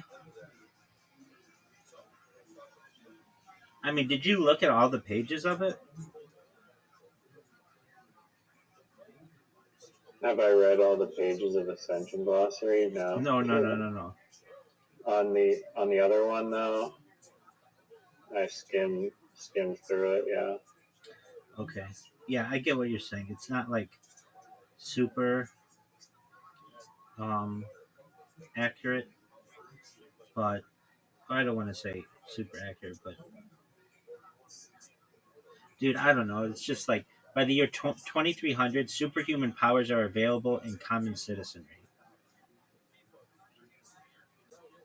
That's so baller. How do they define superhuman ability? Everybody like Rabbi Rothschild. Next question. Oh, here's the thing. 2080 microbial life is confirmed on an exoplanet. I thought that's already been confirmed.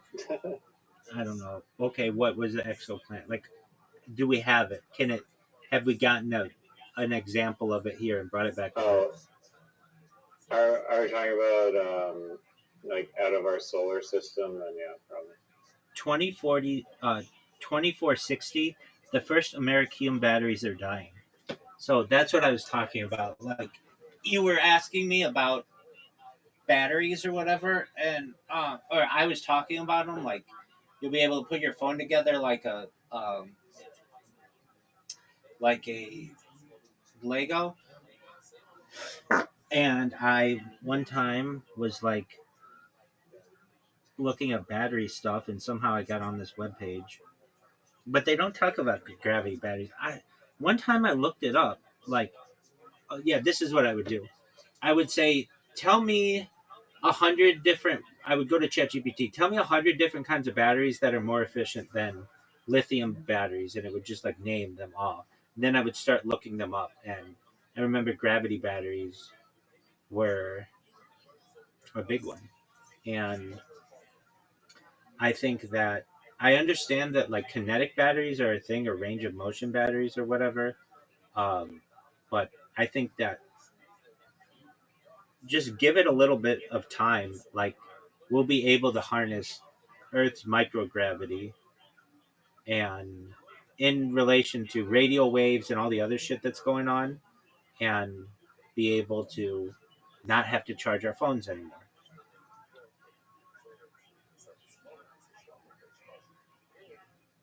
I mean, I think that's probably a few years away. Yeah, I mean, but I'm excited for it. Are we? I'll be waiting.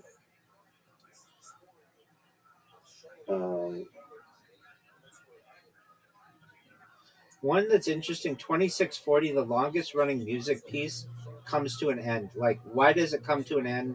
What music piece is that? Like, couldn't you potentially, with just like AI, just have a piece of music that just is always going? 24/7 stream of Neon Cat. Word, dog. I love Neon Cat. Best video. Joe Rogan was talking about this the other day, of like how the magnetic poles of the Earth could like shift and then just fuck shit up. What do you know about that? Yeah, that it's already happened in the past. By the way, did you see on this timeline that if you scroll down, it has explanations of all the stuff? Oh, Yeah, I was still in the blue shit. same here. Same here. I thought I just ended up blue. Yeah, I did too.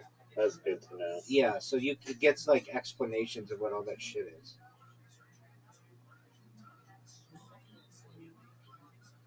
Um, why do the magnetic poles shift? As I understand, it has something to do with Earth's core and like the liquid iron inside. The Earth's magnetic poles shift due to dynamic process in the planet's outer core, where molten iron and nickel flow in complex turbulent patterns. This movement generates electric currents, which in turn produce the Earth's magnetic field, a phenomenon known as geodynamo. Origin of the magnetic field. The Earth's magnetic field is primarily generated to convection currents in the liquid outer core, approximately 2,900 kilometers beneath the surface. As the molten iron cools and rises, then sinks again, combined with Earth's rotation via the Coriolis effect, it creates swirling flows. These conductive fluid motions generate electric currents, which produce a magnetic field through electromagnetic induction. This is the magnetic induction equation. Okay. Why the pole shift? The flow of molten metal in the outer core is chaotic and constantly changing, leading to gradual shifts in the magnetic field structure. This causes the magnetic poles to drift over time, a phenomenon known as secular variation. The North Magnetic Pole has moved over 1,100 kilometers since 1831, accelerating from about 16 kilometers a year to over 55 kilometers a year recently. That's a lot. It has shifted from northern Canada toward Siberia due to competition between two large-scale regions of negative magnetic flux under Canada and Siberia. A weakening of the flux patch under Canada has allowed the Siberian patch to dominate, pulling the pole eastward. Why are you laughing? I don't know. It's just like I think you said the word dominate, and then I was like, pictured you doing like a mini golf, like little expression of, oh yeah, I'm dominating right now. There you go, big dog. Magnetic It's pole like, reversals. that's probably how Siberia's feeling. Oh, absolutely. And the Siberia to your Canada. Over longer time scales, the magnetic field can undergo full polarity reversals, where the north and south magnetic poles swap pieces. Reverses occur every 200,000 to 300,000 years on average, but are not periodic. The last full reversal was the Bunes Matsuyama reversal about 780,000 years ago. During the reversal, the field weakens significantly and may become multipolar, with multiple north and south poles, before stabilizing in the opposite orientation. The process takes hundreds to a few thousand years. Can we predict pole shifts? No, because the fluid dynamics in the outer core are highly complex and turbulent. Pole shifts and reversals cannot be predicted with current models.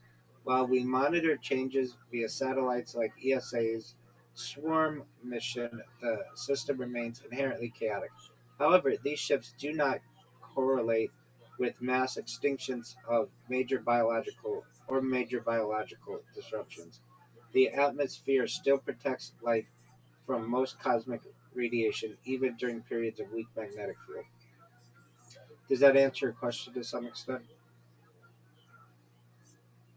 Yeah, no, that's very well.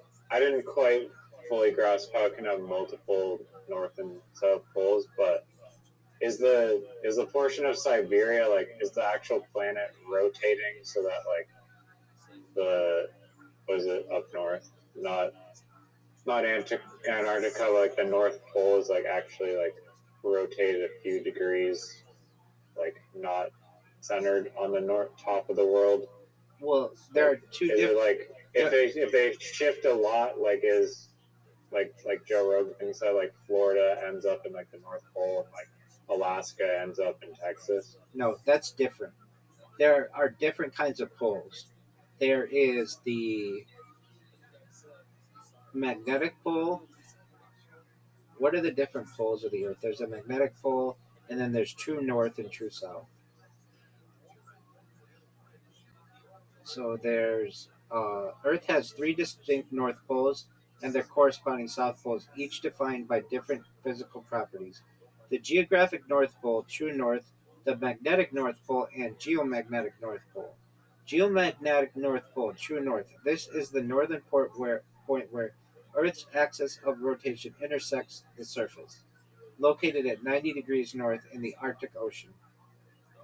While considered fixed for mapping and latitude, it actually wobbles slightly, up to 10 meters per year, due to seasonal changes and ice melt.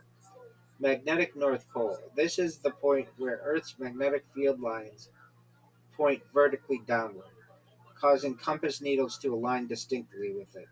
Currently drifting toward Siberia at a rate of roughly 55 kilometers or 34 miles per year, it is technically a magnetic South Pole, physically located in the Arctic Ocean, currently about 450 kilometers south of the geographic North Pole.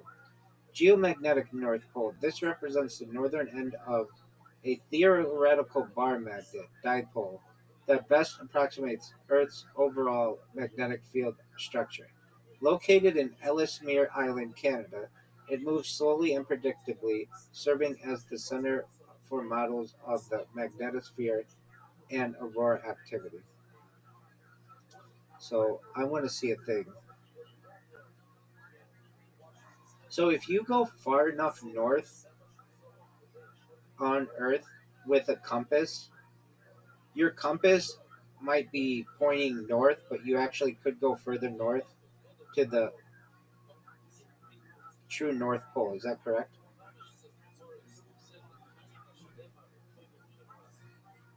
Yes, because the magnetic North Pole is not fixed at the geographic North Pole. The magnetic North Pole, which a compass needle aligns with, is currently located hundreds of kilometers away from the true geographic North Pole, the axis of the Earth's rotation, and it's constantly drifting. Magnetic versus geographic. A compass points toward magnetic north, while the magnetic North Pole is true north. These 2 points are distinct and separated by